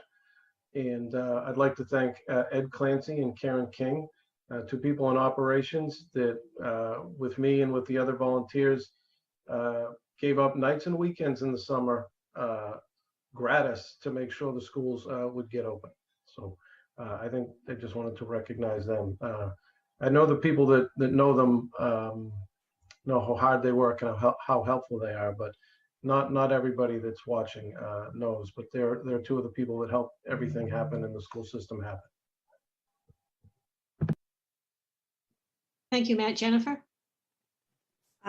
So many wonderful things have already been said, and I don't want to go ahead and repeat everyone's words, but I do want to thank all of the people that have been mentioned this evening for all of the time and energy, countless meetings. It's been a really long road, but I think that this amazing group of people are what make Brookline an amazing place to live, to work, and to send your kids to school in. We were able to open our schools and keep things going. It was really wonderful. I also want to thank panels 1, 2, and 3 for coming to our March 16th curriculum subcommittee meeting and reporting out on all of the work that they've done, which is recorded. So if you want lots and lots of details, and all of the attachments are there on our website.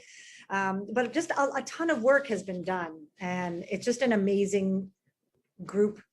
Our staff members and our community members, our parents, all coming together. I'm so glad that we're having this conversation to take the time to thank everybody, because it was really important work, because it's what was best for our kids. And that's what it always comes down to. So our children, and we thank you all. Thanks. I just saw a hand. Ann Spencer. Hey there. I just want to thank everyone here. I don't want to pile on the thanks, but I'm in awe of the experience that I had, and I feel very honored to work with all of the panel members and the administration members that I did. And I think it's amazing what Brookline did. I just hope that this is the beginning of something new, that we continue to try with the community, working with the administration in a way that makes sense. I learned so much about our school system this year, the challenges, the victories, everything. And we managed to keep our collective heads together because of panel 4. So thank you for that. But I'm just going to double down. I hope this is just the beginning. Thank you, everyone. Thank you.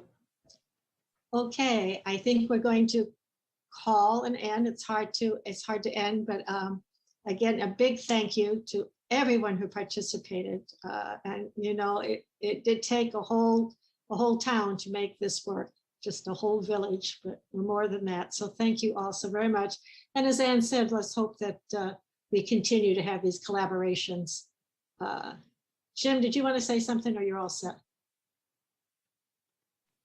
The only thing I would say is, if this were the beginning and you listen to all of what has happened, but it was placed in the future in terms of this is what we expect to do, you would say, no way you can do that. That doesn't make any sense at all. Who in this world thinks you're going to be able to do all of that? Let's scale that back. And yet, looking at it in the rearview mirror, it is absolutely daunting, and it is amazing how much came together and what was actually accomplished. So, I mean, really, you take stock of that and you really do say, wow. So really, it's really impressive. Thank you. I do want to say that we do have, in addition, recognition of all our building custodial staff. And we certainly want to give them a shout out for the many extra hours, for all that PPE distribution, for all their hard work. And just, we didn't even know what we were doing at the beginning, but we thought of something and they would just go and do it, you know. So not just in the schools, they cleaned the police station and the fire stations and disinfected, you know, when the town was shut down. So public safety was up and running, and DPW and emergency operations. Our custodians, you know, thank you, Suzanne, for not missing that opportunity. Oh, no, yeah, no, from the bottom of my heart, thank you, thank you, thank you. We, you know, everybody had a part to play, and everybody stepped up and gave more than 150%. And it's what made it work. And that's when we heard Claire's little video. They were so happy to be back in school. It's because everybody worked so hard to get the kids back into the buildings. And it just took all panels, all hands on deck to make that happen. So thank you to our custodial staff as well, certainly. Okay, people are welcome to stay as long as they want. However, you're also welcome to go and enjoy your evening, unless you're a school committee member, and then you get to hang around with me for a while longer. So there you go. Yep. Thanks, everyone. Thank you for sure. Thank you, Okay. Pam. Jim, are you going to introduce the possible vote for our Deputy Superintendent for Administration and Finance? Sure, certainly. In your packet, you have the resume and a letter for the recommendation with the Deputy Superintendent for Administration and Finance. And as you know, under the Ed Reform Act, this appointment is the school committee's appointment. It's a direct appointment by the school committee, and the reason for that is the school committee is responsible for the hiring of the superintendent and for the budget. And if the school committee is being held responsible for the budget, which they are, both by the public and legally, then they are also being given the authority to hire the person who oversees the budget, the Deputy for Finance and Administration. Sam Rippon is being brought forward. Sam was one of a number of people who applied for this position, and there was a committee, significant committee, about 11 people serving the committee, made up across the district. The school committee member, Mariah, was on the committee. Central senior staff were on it, principals were on it. Members of the town administration were on it. Let me see. And the finance committee, the public schools finance department members were on it, so they could really inform the discussion as well. After interviewing the 5 candidates, we had 2 finalists. Of those 2 finalists visited the schools, had an opportunity to meet with staff beyond the interview committee. And Sam demonstrated his knowledge quite well, his understanding of schools. Sam has a deep knowledge of school finance. He has an MBA, and he's a certified public accountant. And he also enrolled at Boston College Graduate School, and he has an advanced degree, certificate of advanced study in school leadership. He wanted to do that so that he would have a deeper understanding of what school budgets are all about, and that is teaching and learning, and he wanted to have a deeper understanding of that. Sam is, I had the opportunity to work with Sam in another district, and his skills, he probably knows more about school finance and budget than certainly anybody I know. But he is, he pays attention to detail, but he's a big thinker. He thinks about budgets in terms of how does a school budget support the goals, the mission, and the values of the school district. And that's what drives him to try to understand that so that he can make the budget work for its intended purpose, not the other way around. Make the school department, he doesn't want to make the school department work for the budget. He wants to make the budget work for the schools and for the students. So that's a kind of thinking that Sam does. This is an appointment by the school committee, and your requires your vote, and so that's clearly how we're presenting this. You'll notice that Joe's name is on the recommendation letter as well as mine. Joe conducted the search and is bringing forward the recommendation really out of the search committee, and we're bringing it forward to the committee at large. I don't know if anybody wants to make comment or ask questions. That's very appropriate. And I think Sam's in the background here somewhere, though I don't see him. He's not on yet. He's an attendee. We're going to bring him on after the vote. Okay. So people can meet him. So do I have a motion? Mariah? Yes. Do I get to do that? Is that okay? Sure, because you're okay. Absolutely. Yeah. Okay. So I move for the appointment of Sam Rippon as the Deputy Superintendent for Administration and Finance. And I get to add these words: on the conditioned upon the successful negotiation of a mutually agreeable contract of employment approved by both parties and signed by the Deputy Superintendent for Administration and Finance and the Chair of the Brookline School Committee. Do I have a second to that motion? Thank you, Stephen. Do I have any comments, questions, thoughts before we vote? Seeing none, we'll take a vote. Jennifer? Suzanne, can I make one quick comment? Oh, sure, Mariah, I'm sorry. Yeah, I don't know that, I think that just a couple of members of the school committee got to interview Sam beforehand. Not everyone, certainly. But I just wanted to say that as a member of the search committee, I was deeply impressed by Sam's knowledge and his deep sort of sense of reliability. And I thought this will be someone who will have a really wonderful experience with in terms of being able to bring us through to the next period as we have one deputy superintendent leaving and we have a new superintendent arriving, and a new deputy superintendent for teaching and learning, new deputy superintendent for administration and finance. And so his experience is really outstanding. And I was very grateful that we got such a strong candidate to apply for this position. And Suzanne, yeah, there's one piece that I should have included. Mariah reminded me that as part of the process, Sam met with Dr. Guillory. And so they had an extended conversation. Then I circled back to Dr. Guillory, and he was supportive as well. So everything we're doing is Dr. Guillory is right there with us. Thank you. That's important. Okay, we'll take the vote. Jennifer? With those wonderful words of encouragement, I vote yes. Mariah? Yes. Susan? Yes. Andy? Yes. David? Yes. Stephen? Yes. Helen? Yes. And we don't have Dimitri tonight, do we? Okay, and I vote yes as well. So Robin, if you could just bring Sam on, we can at least say hello. You can say hi to us. Suzanne, while he's doing that, can I say something briefly?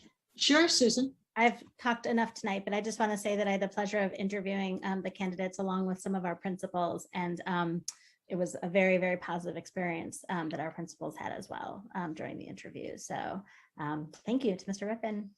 Mr. Rippon, welcome. Welcome. We voted yes. You're on. Well, once we figure it all out. Well, thank you, Suzanne, and I'm both humbled and honored by the kind words, and I look forward to the opportunity to work with you all, those I've met and those yet to meet. And I've just had a wonderful experience, both with the committee, initially via Zoom and on site. Just the excitement that I have and the positive energy that I felt, I couldn't help but feed on that positive energy, and I look so forward to working with such a great team to do great things for the public schools of Brookline.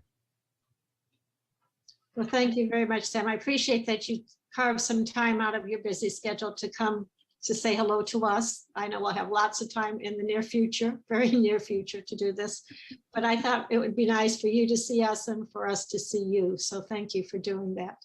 Sure. And we'll work on that contract and see if we can't get you on board sooner rather than later. So Look forward to it. Thank you. you're welcome to stay as long as you want, but you're also welcome to go and enjoy your evening. So we'll be in touch. Thank you. Okay. We are now going to, and I know we have several people on for this, a presentation, maybe possible vote on Pierce Educational Plan and Space Summary. So Helen, I see your name. Yes. You know what? I see Leslie's here and Jamie's here. Yeah, go right ahead. Correct.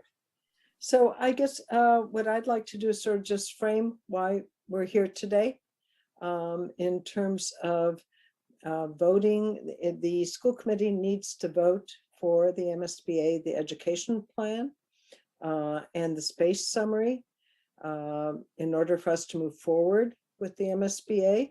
We certainly want to do all those pieces. We have most of the team that's working together here, along with Principal Ryan and Assistant Principal Jamie Yadav, who will soon be the interim principal at the school. And Ms. Ryan Miller will be the new deputy superintendent, all of whom will stay on the project because they have roles there. I'll introduce the rest of the people here and then probably I think it's Jen who's going to be putting up the agenda, correct? Or how are we doing this? Well, let me introduce the people here. So we have Jen Carlson and Lynn Stapleton from Left Field, our owner's project manager. We have the architectural firm of Miller Dyer Spears, Will Spears, who's the principal, and Margaret Clark, who's also a principal at the firm. We have David Stephen here, who's our educational consultant, and who am I missing? And obviously Matt Gillis, who's been involved with this from the beginning. I think that's all the people we have here today. You've all gotten the education plan and the space summary. And I think the idea is to have questions about that, though I think that first we may get some presentation from the architects. Is that correct? Or how do you want to run it? I will stop talking and let you talk now. Can everyone hear me? My Zoom is a little bit glitchy. Been having connection problems all day, so I apologize. So we are looking today to field any questions that you all may have had on the Pierce educational plan that was distributed. And then hopefully hopefully we could get a possible vote to approve the educational plan and the space summary. Margaret Clark will help take us through the space summary to understand how that's laid out. And then after that, we have some options that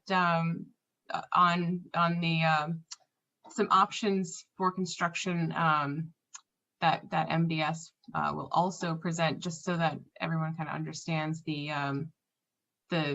options that are out there and that are being submitted as part of the preliminary design program to the MSBA tomorrow. Earlier today, the school building committee voted to approve the submission to the MSBA tomorrow, pending this vote on the educational plan and space summary. And with that, I'm not sure if Margaret, do you want to pop up the space summary and we can field questions on this?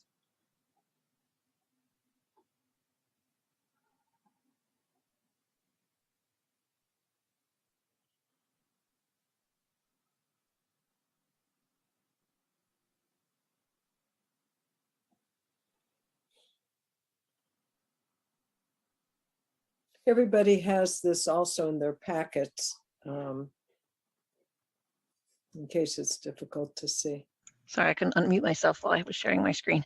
Try that again. Okay, can you see my screen? Yes. Okay. But not well. I don't know if others. Well, okay, I can try to zoom in a little bit more here. Let's see. So the is that a little bit better? That close? Yeah. Okay. So the space summary is broken up into columns of the what the space type is, what the existing conditions are, which we added up between the two buildings, the historic building and the 1970s building. It's 4 pages long in these columns of what the actual existing spaces are that we went over in detail with Jamie Yadoff to make sure we had the assignments correct about how the space is being used today. On the far end to the right, there is the MSBA guidelines and what they think that you should have, essentially minimum requirements for an appropriate space for a K-8 program. And they have this column between the two, which is the difference between what you're proposing and what the MSBA has as their guidelines. And then in the middle here is the proposed. It only shows as new, but it would be distributed as either existing or new, depending on whether it was an addition, renovation, or a new building. The categories that they have are core academic spaces, so all your classrooms, science rooms, and some of your specialized programming that are just for the general education population.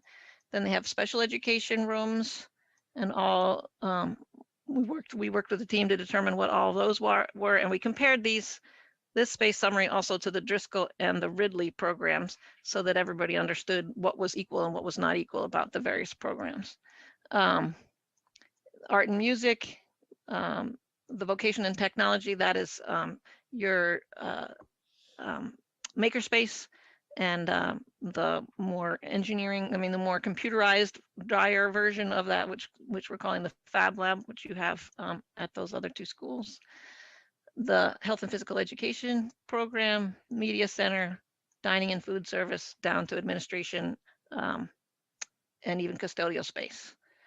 So, and then it summarizes at the bottom the comparison of how much is, we have a gross calculation of what the total buildings are now, and then projected as to what they would be in the future. So that's the space summary. Any questions about that?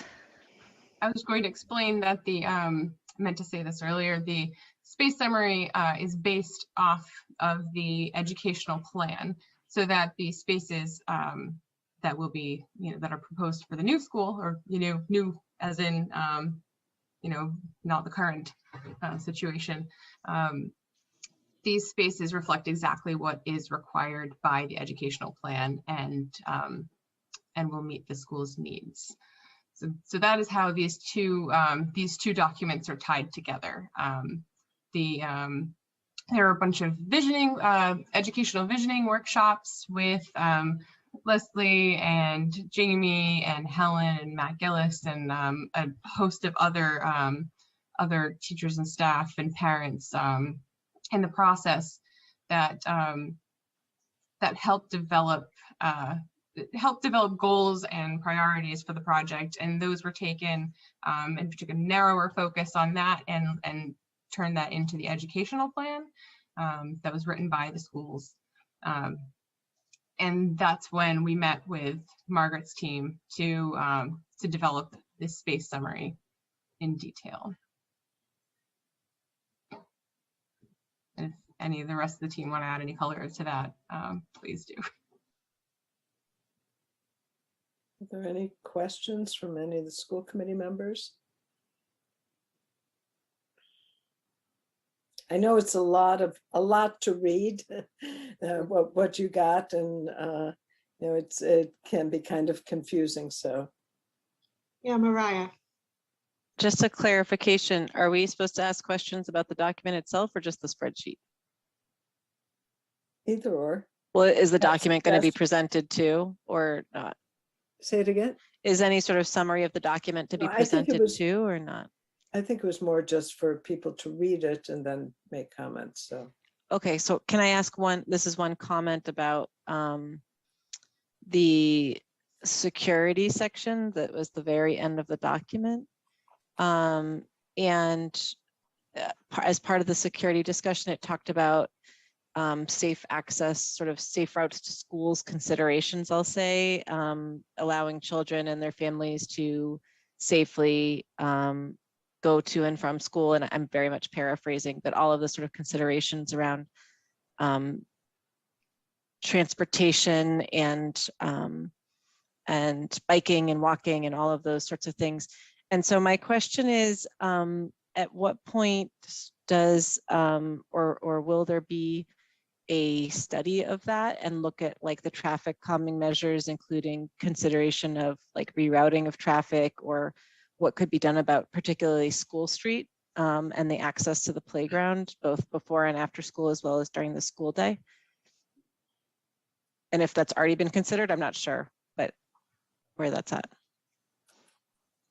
Margaret or Will, do you want to speak to when there's some document in the Margaret, I'll let Margaret. What I'll say is that we do intend to address that as part of each option.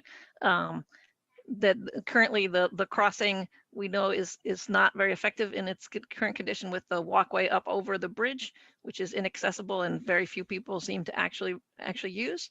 And in this project, the entire site and building would have to be made accessible. So if you were to keep some sort of a bridge, you'd actually have to have like an elevator up and down on either side. So we're going to look at options for traffic calming and making it safer at grade.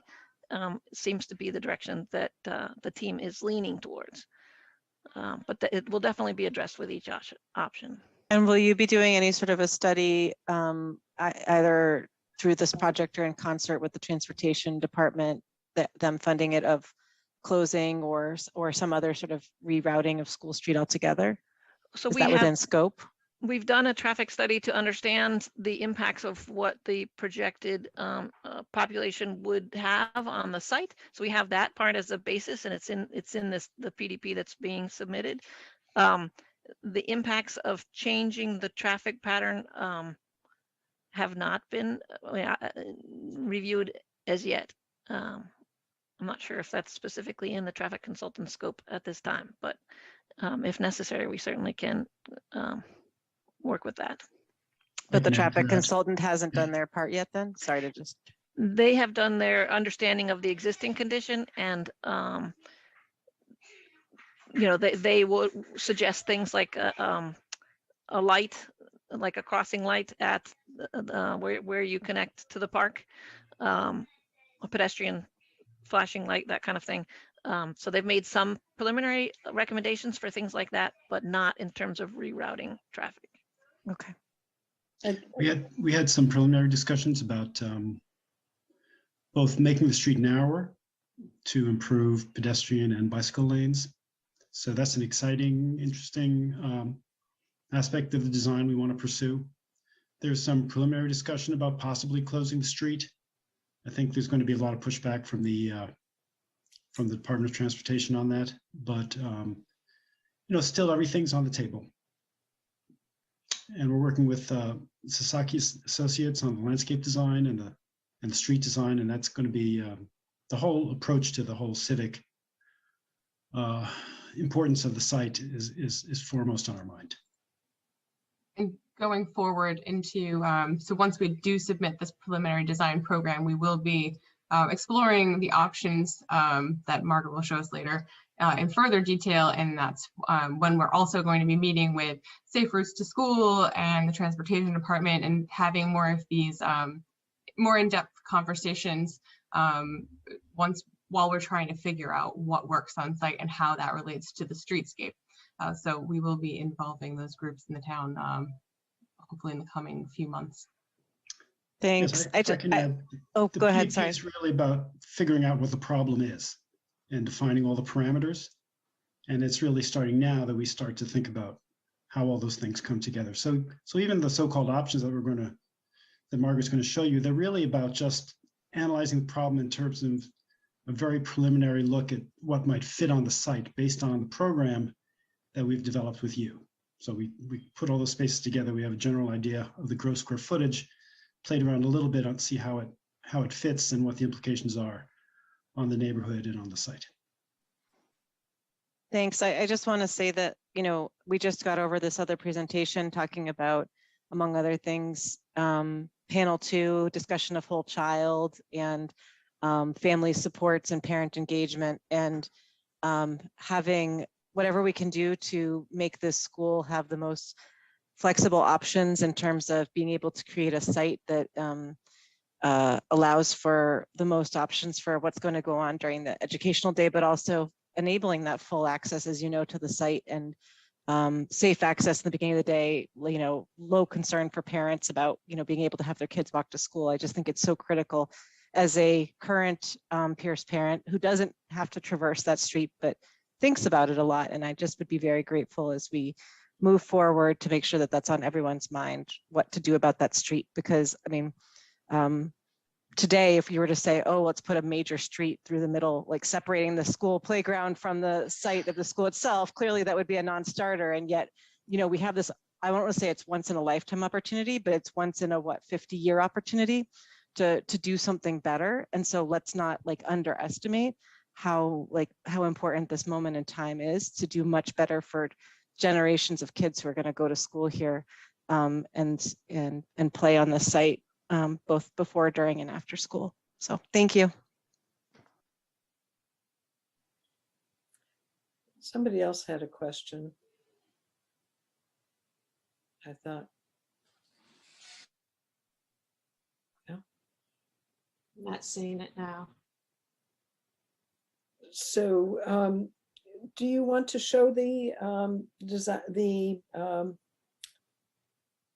the designs and concepts that you've thought about so far for where structures could be?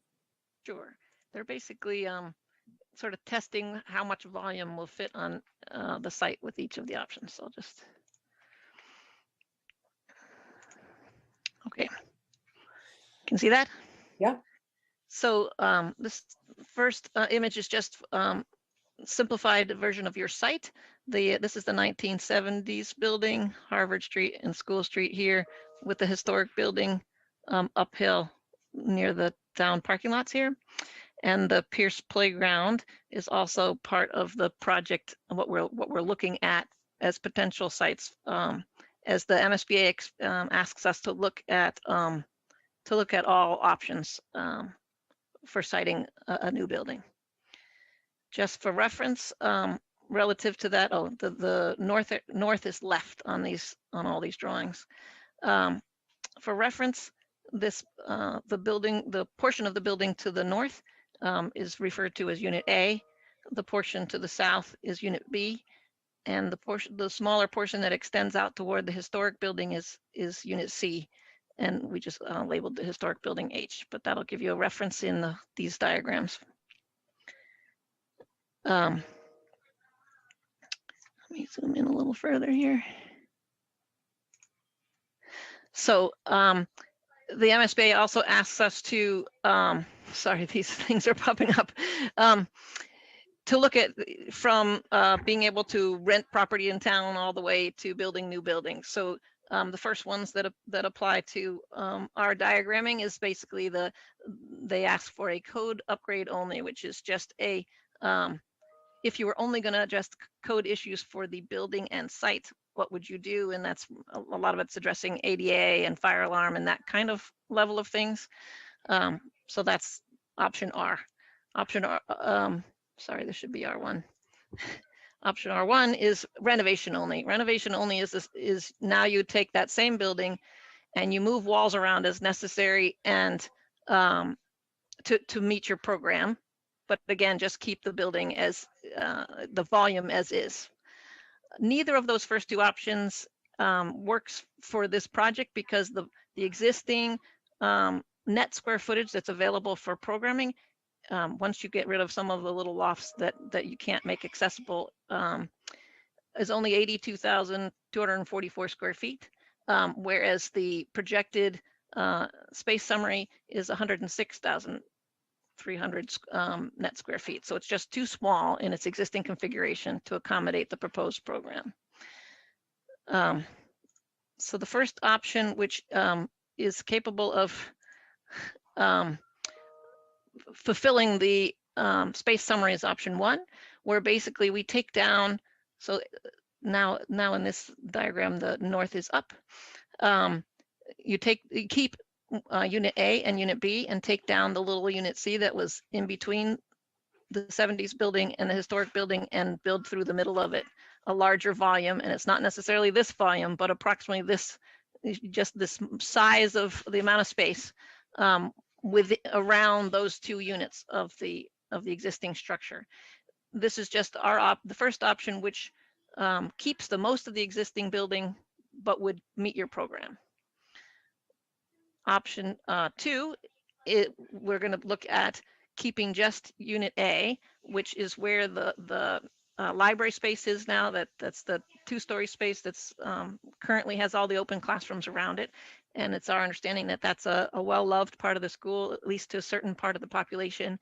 So if we now take down Unit B, we have more space to build a volume for the rest in a better configuration, closer to what you want in the relationships of the pieces of the program. So you can see that here in blue. Again, the form of it will change in the multiple options that we'll look at for option 2, but gives you a sense of how much volume we would consider. And then option 3 is a new building. Again, this is basically just saying take down A, B, and C. The historic building, H, has to remain because of its historic registrations. It physically has to stay on the site. So we will consider many options 3, which would put a new building on the site, on the existing site. And then option 4 is if we take down everything on the existing side of the site. Now in this diagram here, the north is to your right, and now the park is beyond, that we could put a new building on the park site and swap the land and put the park on the existing site. It has a lot of pros and cons that have been discussed, but that's the summary of the level of options that we're going to be looking at moving forward on those 2 sites. Are there any questions from the committee? or from staff or anybody else.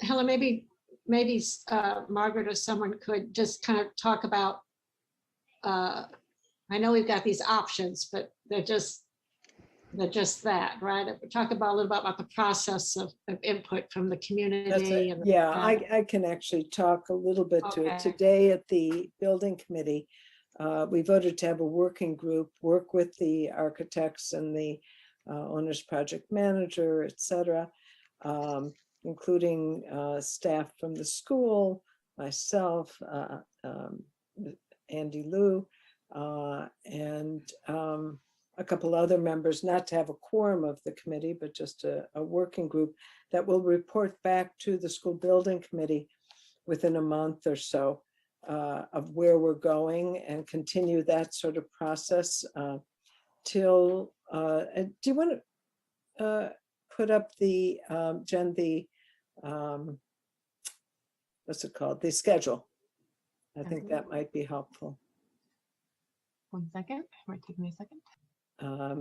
Originally, there was talk about having a September 8th submission of the preferred design, and that everybody felt was way too soon because there wouldn't be any chance for public input or even school committee input, whatever input, a staff input. So that's been moved back to the end of October, and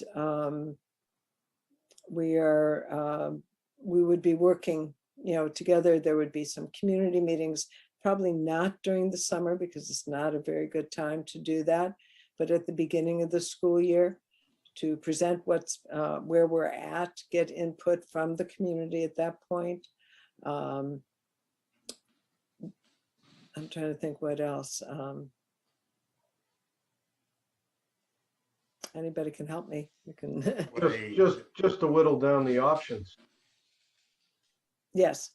Yeah, exactly. Whittle down the options. What I understood from the building committee meeting was that October 28th is sort of when we want a selection of one preferred option from among the ones that we were just shown, right? It's not exactly a design submission. There's a schematic design that goes to MSBA probably next May. And then that would lead to a debt exclusion vote in September of 22. That seemed to be the well, timeline. September or November. We're not exactly sure. And what is the possible topic of our vote tonight on this? Say that one more time. What's the possible topic of our vote tonight? There's two pieces to our vote. One is to vote the education plan, the written document, and to vote. Second is to vote the space plan that you just saw before. You have access. You have both of them in your packet. The spreadsheet, the space summary, not these options. The options are a separate thing. That was just to inform you of where it's moving forward. Does that make sense? Sorry, it's to approve or not to approve, or to select from among options? No, we're not doing anything with options at all. The MSBA requires them to do these sort of massing options so that the universe of massing options are there. And then this summer, we will be working through some of that, both in the larger group and in the small working group, to get to a preferred design option. We whittle it down to 3 options. That'll be the goal for the end of the PSR. Before we get to 3 options, we might go through 10 options. But the process over the next few months is to get to 3 options, which could be probably be a combination of addition, renovation, all new, and something else, some other hybrid. So Stephen, tonight we're voting on 2 things. One is the ed plan, and the other is the spreadsheet for the spacing. Sorry, what does it mean to say that we're voting on the education plan? That we approve the plan as it is written. Thank you. That is the plan. The plan determines what the space is. So if you need classes for pre-K, for instance, that's part of the plan. If you need classes for science, how many classes? I mean, So you talk about what your program is, and from that you determine the number of spaces you need. It's Okay, the the same. education plan was the 65-page document that was in our folder tonight. Yes, yes. It was actually, you got it last week, Friday, I think it was. I see. We sent it out then as a link, and because I knew it was a lot for people to take in and read. Not this past Friday, but the Monday before. Sorry, just to Monday. clarify. Sorry, it was a week ago Monday.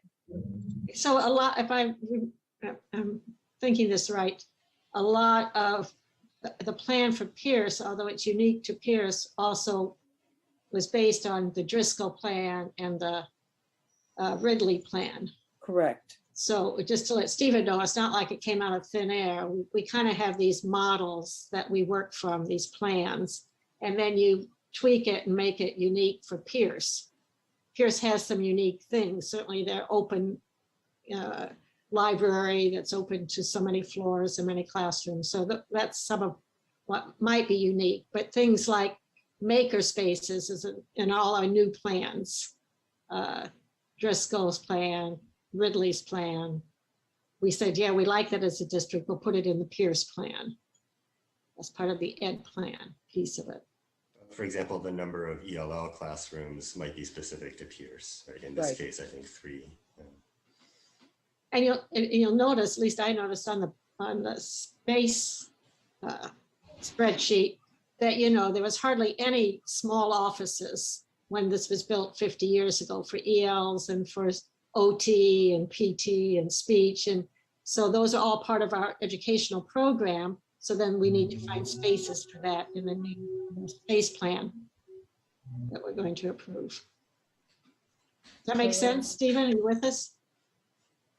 Suzanne, may I take a stab at summarizing it?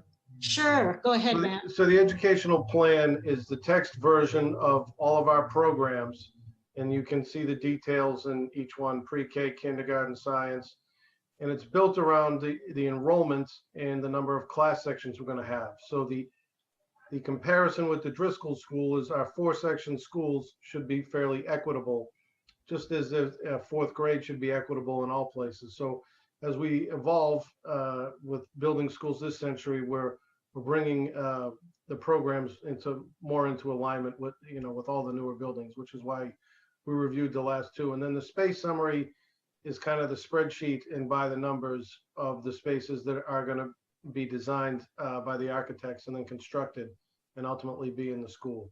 And so in order for the process to proceed, and MSBA has a very prescriptive process, we have to vote to submit these things to them, and they want to know that the school committee is behind the plan that we're submitting in the application. Thanks, Matt. Mariah? Thanks. I have 2 questions. The first is the new timeline that was just shown has, I think it was at a September vote, a September 2022 vote, and you said possibly it would be November 22. And my question is, based on that, when would construction be estimated to start, and when would the new building be occupied based on those dates? Roughly, understanding this is an art, not a science, and you don't know which massing model you're going with, et cetera, but just to give Pierce families who are curious and sort of rough idea of what we're talking about. Pushing this schedule out is going to bring us to a mid-year move of 2026. Depending, that's the very earliest. It's more likely to be a fall of 2026 school opening. And when would construction begin? Construction would begin in the fall to fall of 2023 to spring of 2024. Okay. Sometime in that time frame. Okay, and then thank you. And then my second question is whether our 2 fearless building leaders who are here tonight could just comment on their sense of the educational plan and whether they feel it meets the needs of Pierce going forward. Sure. Not to put you on the spot, but putting you on the spot. No, I mean, I think one of the things doing the building plan really caused us to do was to think about our programming and thinking about how that really dovetails with enrollment. And so what I really feel good about with the plan was that it was a really nice collaboration between district leaders, curriculum coordinators, the administrative team. And I think that we came up with a plan that will make sense for our school. I mean, we thought a lot about how we currently use spaces and ways those spaces could be improved. And I think that those additions are in the plan. And Jamie, I don't know if you have any thoughts on it. Yeah, I mean, I think it was a fantastic exercise for me in imagining what a school with spaces designed for their use might look like. Mariah, you know as well as anybody that Pierce is sort of a very creative, creatively used space. And we have a lot of people sharing a lot of spaces that weren't actually intended for that purpose. And so when the people supporting us through this kept saying, but what would it look like if you could make it look like you really wanted it to look like? What should you be doing with that space? Those kinds of questions gave us a lot of hope and excitement about the building project itself and about what a Pierce designed for Pierce could look like. I feel really good about the final product. It certainly has my full support. I think we've included everything in there that we really do need. I think one other thing I'll add is that for a really long time, Pierce has been making do with the space that we have. And so, you know, Jamie, who really is, you know, the kind of chief architect of the schedule, she'll say, okay, we can do this, but we need to trade off this. And we say, okay, well, what makes sense and what's going to be the most impactful for children in a positive way? And so this plan really caused us to think about, what if you don't need to make trade-offs? What is the best thing in terms of space and what works well for students? And again, I think the plan really outlines that. One of the things we should probably be aware of is that in this plan, we very clearly delineate that the need. MSBA approved us for basically 700 and help me, how many students? 725 before BEEP. Thank you. And that would come out to a 3.5 section school. And we made the case in the education plan that there's a need for a 4-section school, not to be going back and forth with grades and population, and that anyway, so that's one thing that people should be aware of here, that we may get some pushback from them, we may not. Hopefully we made a good enough case. Andy. Just a side note to Mariah's question about the timeline for construction and occupancy. The working assumption seems to be that that 4th option of building on the current Pierce Park would probably involve a 2-year delay relative to the other options, while the Article 97 land swap gets fought out.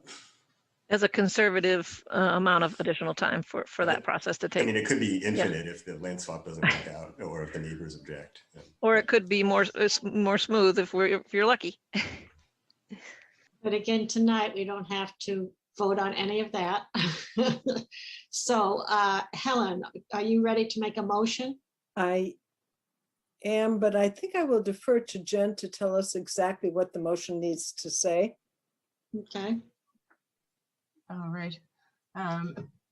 Lynn, correct me if I'm wrong. I have that the school committee would vote to approve the educational plan, the Pierce School educational plan, and the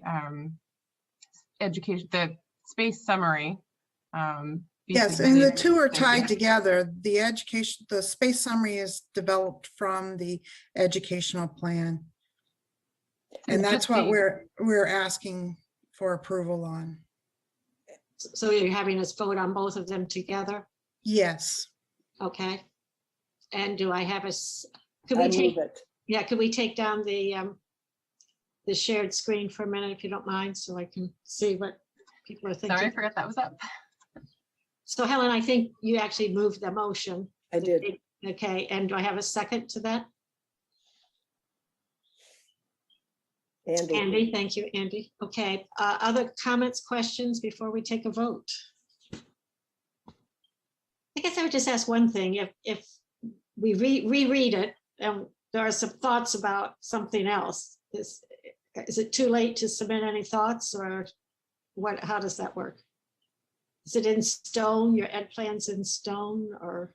MSBA has a review period after they look at it, and they'll have comments. So after we get their comments back, there'll be a period of time where based on their comments and any other additional comments that come in, we have an opportunity to present anything new. Okay, thank you. That's helpful. So if anybody has any comments, maybe forward them to me or Andy. And then we can make sure that they get to the right people. Okay, we're going to take a vote, and it's for both the ed plan and the space plan. Are we ready? Jennifer? Yes. Mariah? Yes. Susan? Yes. Andy? Yes. David? Yes. Stephen? Yes. Helen? Yes. And I vote yes as well. Okay, thank you very much. Onward to the next step. So many steps. Again, you're welcome to stay with us, but you're also welcome to go back to your homes and enjoy your evening. So thank you. Very much. Thank you all. Thank you. Okay, we're back on schedule. It's amazing. And we're going to move to our discussion and possible vote on school resource officers. David Perlman, am I turning it over to you?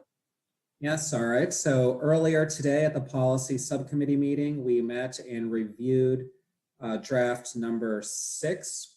We fine-tuned it a bit with some wordsmithing. There were a lot of helpful edits that came from both subcommittee members as well as committee members who were present for that meeting. And a non-quorum also assisted offline with some suggestions. So you have 2 drafts before you right now. Version number 6 is the one that was approved and recommended by the policy subcommittee for a vote by the full school committee. And version 7 reflects a few additional changes based on feedback that I received in the aftermath of that meeting. Those changes on version 7 are relatively minor, some grammar change, and also there had been a public commenter at the policy subcommittee meeting who made a certain point about the way we had phrased the student responses, particularly the minority student responses, to whether they feel safer with SROs. And the point was that saying that you don't agree with feeling safer is not the same as saying you feel unsafe, that it could mean neutral. So just in order to, out of abundance of caution, to not make a precise assumption of what those students meant, the language has been changed somewhat in version 7 so that it's an accurate reflection of the way that the survey to the students was phrased.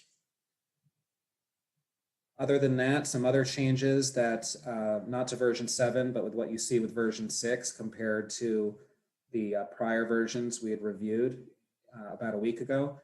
There is added language to mention that the school committee, that we were not consulted back in 2019 when the decision was made to enter into the memorandum of agreement.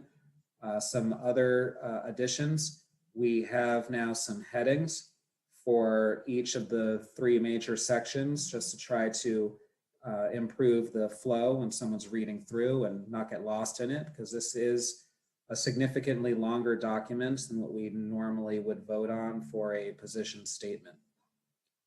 The most significant changes were to the order of some of the statements and conclusions we made. Several members felt that rather than having that buried somewhere in the middle after discussion of process, we should lead off with it toward the top. So that's why the first full paragraph reads differently than it did before. And does anyone else want to add something about differences between this one and the draft of a week ago? Can I just ask one question? So version 7 is where for us to look at? If it was also emailed to you early on during this meeting.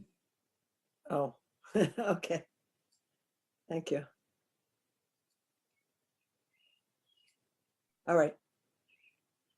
So is your policy committee, David, recommending version 6 or version 7? I guess you voted on version 6, but you've made some changes and made version 7. Right, so officially we recommended version 6. Version 7 is just slightly different. So I would like members to review version 7 and see if as a full school committee, we would like to refine the subcommittee's recommendation and as a full committee approve version 7. And of course, I would want to hear from the subcommittee members of policy as well as to whether they are comfortable with the changes that can all be found in the first paragraph, in that first full paragraph. That's where I'm sorry, that's what the changes are for version 7 in the first paragraph? That's right. Okay, thank you. Just to clarify, David, is it only the first paragraph that's changed? Yes. And the first paragraph in the first section? That's correct. Okay, thank you. David, did you not also make changes to the beginning of section 2, the second subheaded section? I think that was part of our version 6 that was approved. I see. Sorry.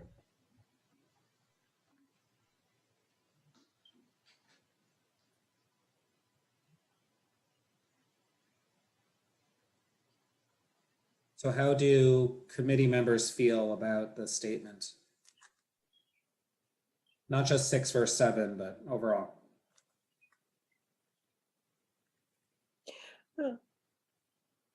Helen? I agree with the statement. I'm wondering, because some people won't get past the first sentence, and we'll stop there.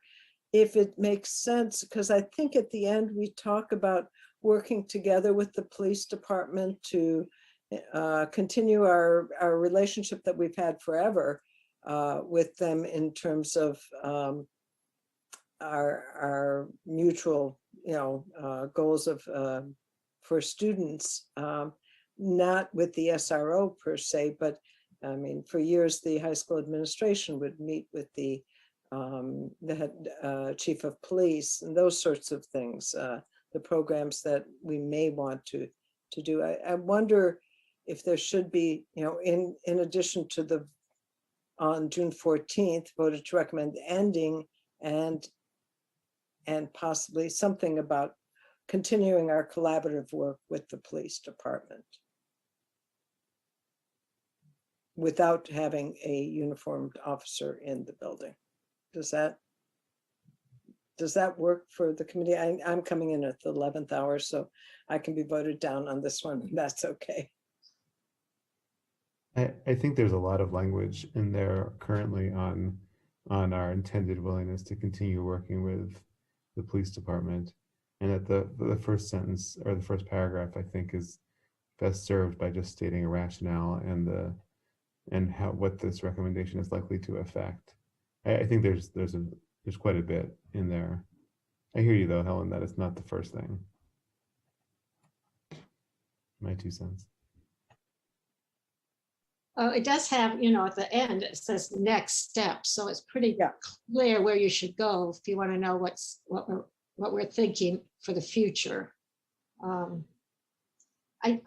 worry a little bit sometimes that it's confusing what we're actually trying to say. If we say we voted no, and then we say but, it should be an and, so that, people are with us still or understand what we're trying to say. Yeah. Where are you talking about, Suzanne? Just so I'm clear. Where's Well, the but versus and? Well, Helen was saying to add something at the very first sentence. Right, Helen? Yeah, I mean, our vote is a vote. Are we voting I think that what comes after is rationale for everything. It's maybe not, I don't know if that's, I don't know how. You know what? Whatever the committee thinks, I'm coming in at the 11th hour and I don't think that's fair. I would support what the committee wrote. I mean, this is a recommendation to the select board, so I presume it's going to be sent to them by either you, David, or you, Suzanne, and so you could always allude to reading the whole 5 pages, making sure that they looked at the end, because it's not just a document for the general public, although it'll also be seen to them, but it's specifically to the select board. Yeah, that's a good point. And David's actually presenting at the select board tomorrow, because you and I are in negotiations with Andy, but right. So, yeah, Susan. One quick point and then a question. Helen, would it help if we said the first sentence and then this document reviews the rationale and ends with next steps or something? So that it just finishes the complete thought so people understand that or the process going forward. So something so people keep reading. Exactly. Okay. I don't know if that's friendly or not, but that makes sense to me. Yeah. I've spoken a lot on this issue, so I'm not going to repeat anything I've said before. I would just say that I think it does a really good job of centering the experiences of our students of color and others who feel less safe as a result of the program. So I think that's important. I'm very happy that it doesn't assume that whatever is next is going to be a program. I think that word can sometimes trip people up. I also think the next steps make a lot of sense. And I think that what's nice about it is that it puts work on the district to do over the summer, but also refers explicitly to engaging stakeholders, including students who are affected